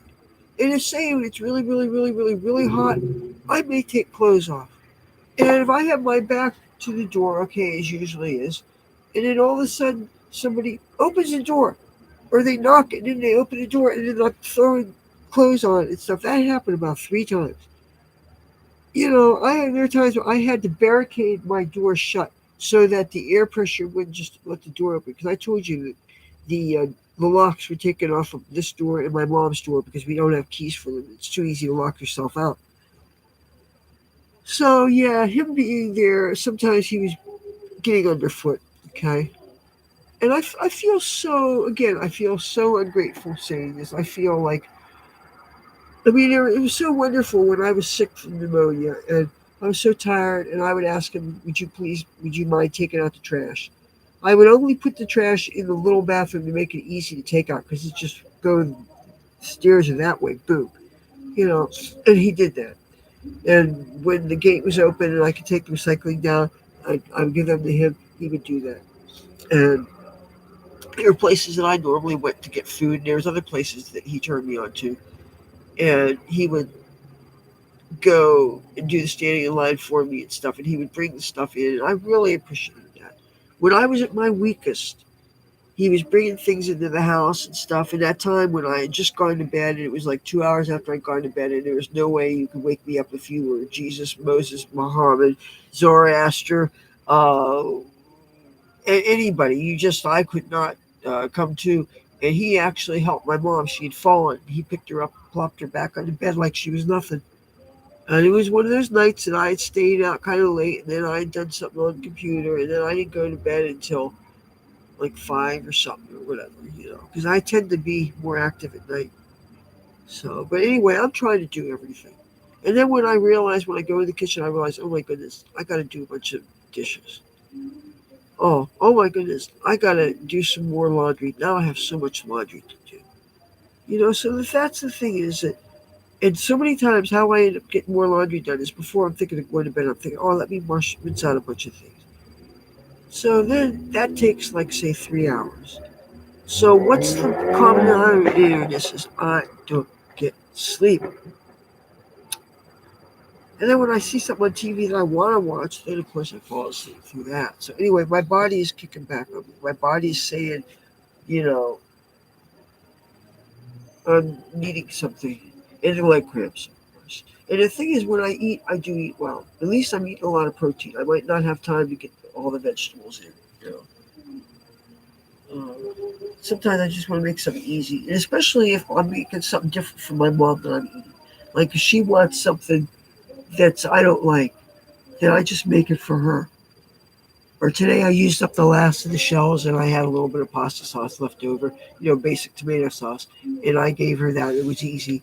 It's just like when I pick her up something from um, uh, a food, a lunch place, and it's like if it's not something I like, I'll bring it to her. It used to be they would give me a hers and hers plate, but they have different people working there and they have different volunteers and stuff, and I'm not trying to make waves, and I certainly don't want to have doubles of extra food. That it's not like I'm having people ringing the doorbell all the time saying that they're hungry. Before, when I was getting all that extra Popeyes chicken, and I was having my friends ring the doorbell and stuff, and ever since the lady stopped handing that out, I mean, she hands things out individually to people when she sees them, if she sees them and she has it. But last thing I got over at the drop-off spot was the soy sauces. Wish I get some of that toasted sesame though, because everything I get like that is something I'm not gonna have to buy. So I've been using my wok for everything. That's how I've been cooking the pasta lately. You know. But today I'm gonna have to do that club steak, and I think I'm gonna cook some spam. And but I'm not gonna film it because I can't bring this in the kitchen. There's a good chance that it will totally break, and then I won't have anything to do anything with. I want to protect this computer. So, you know what? Maybe I have no choice but to light this in the kitchen. If I can find a piece of broken spaghetti, they work on the stove to light something.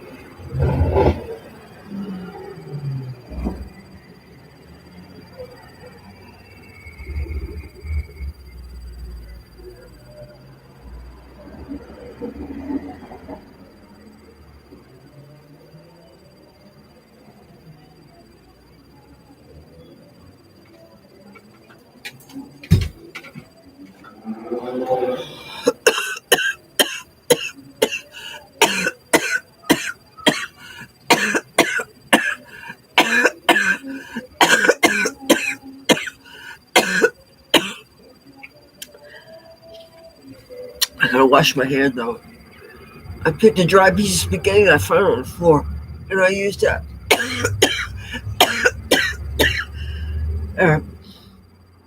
I'll wash my hands.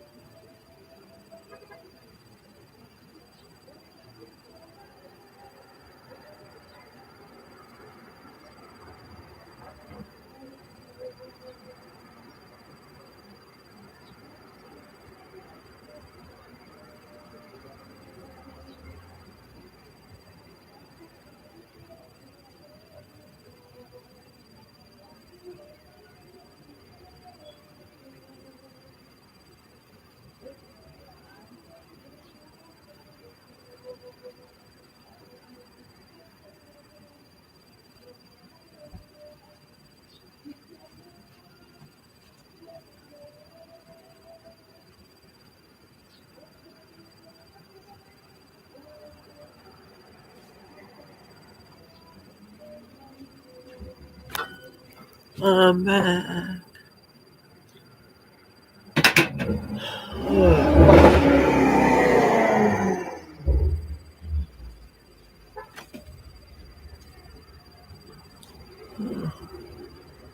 Oh, I think it's approaching the golden hour outside.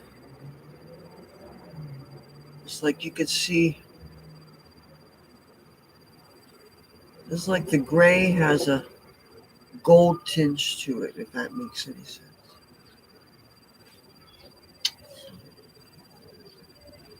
Oh, yeah, I'm going to try to look up some of those oils.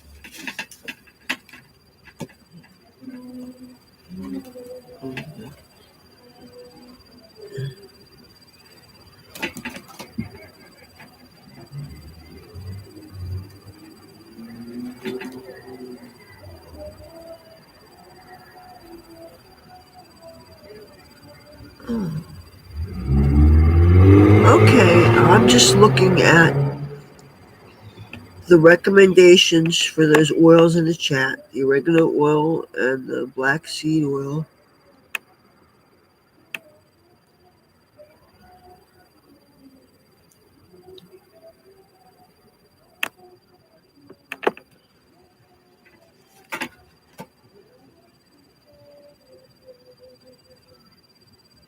You know what I've long been interested in? The herbal remedies.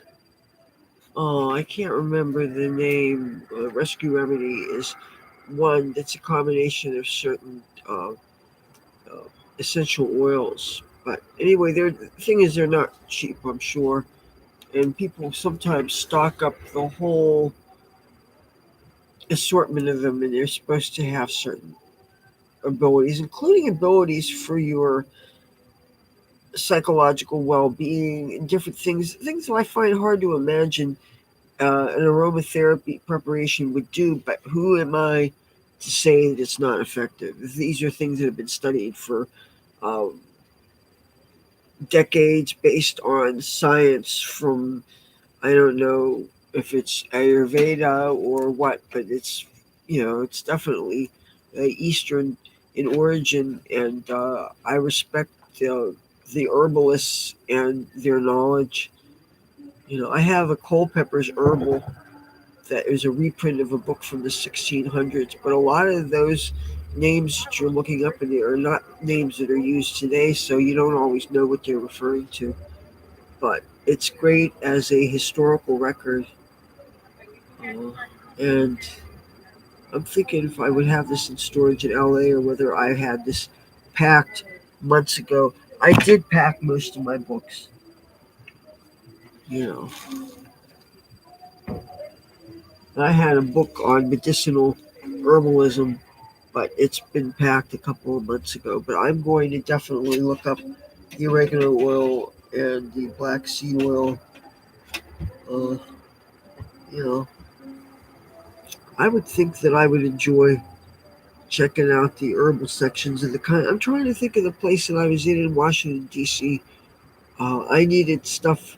The milk thistle is also called silymarin, and it is something that you put under the tongue, and it's supposed to help the liver to regenerate itself. If a person gets a hepatitis A, it it is also the reason why I no longer take the Tylenol anymore. That's supposed to be very toxic to the liver, and this was before I quit drinking alcohol, mind you. I didn't quit drinking alcohol till 2004, and I got sick in San Francisco in oh, well, it was obviously before 9/11. I think. So it was anyway. Yeah, it was before 9/11. But you know what? So before I got clean and sober off of anything. So I think that definitely the fact that I'm no longer putting chemicals and putting alcohol in my body is helping me a lot. The liver, especially, thinking, thank God she's not subjecting me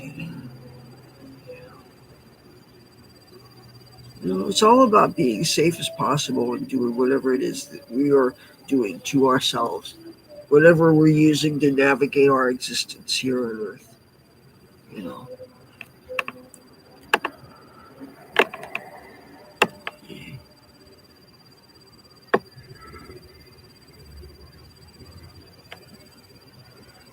Oh, I'm going to get off, Leather. I'm tired. 11:20 p.m. here. I hope your lottery ticket is a win. And they'll really help. They really work. Eden's Garden. Ooh, ooh. Okay.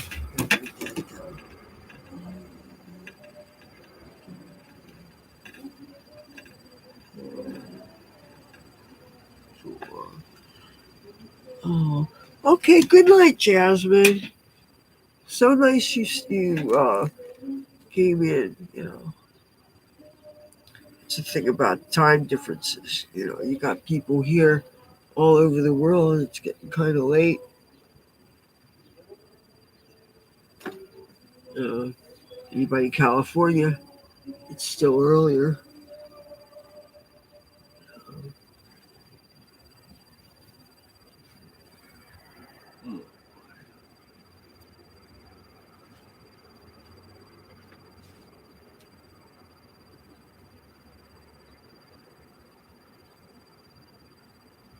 Yeah, I do like this together. The only thing is this is green and purple and gold or bronze. And this doesn't have any purple.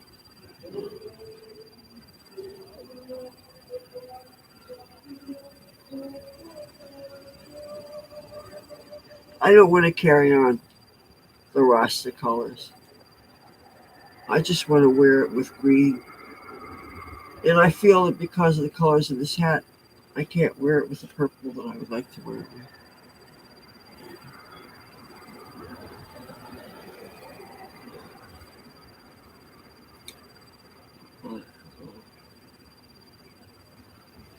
Pretty soon, I think I got to think about going out, getting those lottery tickets,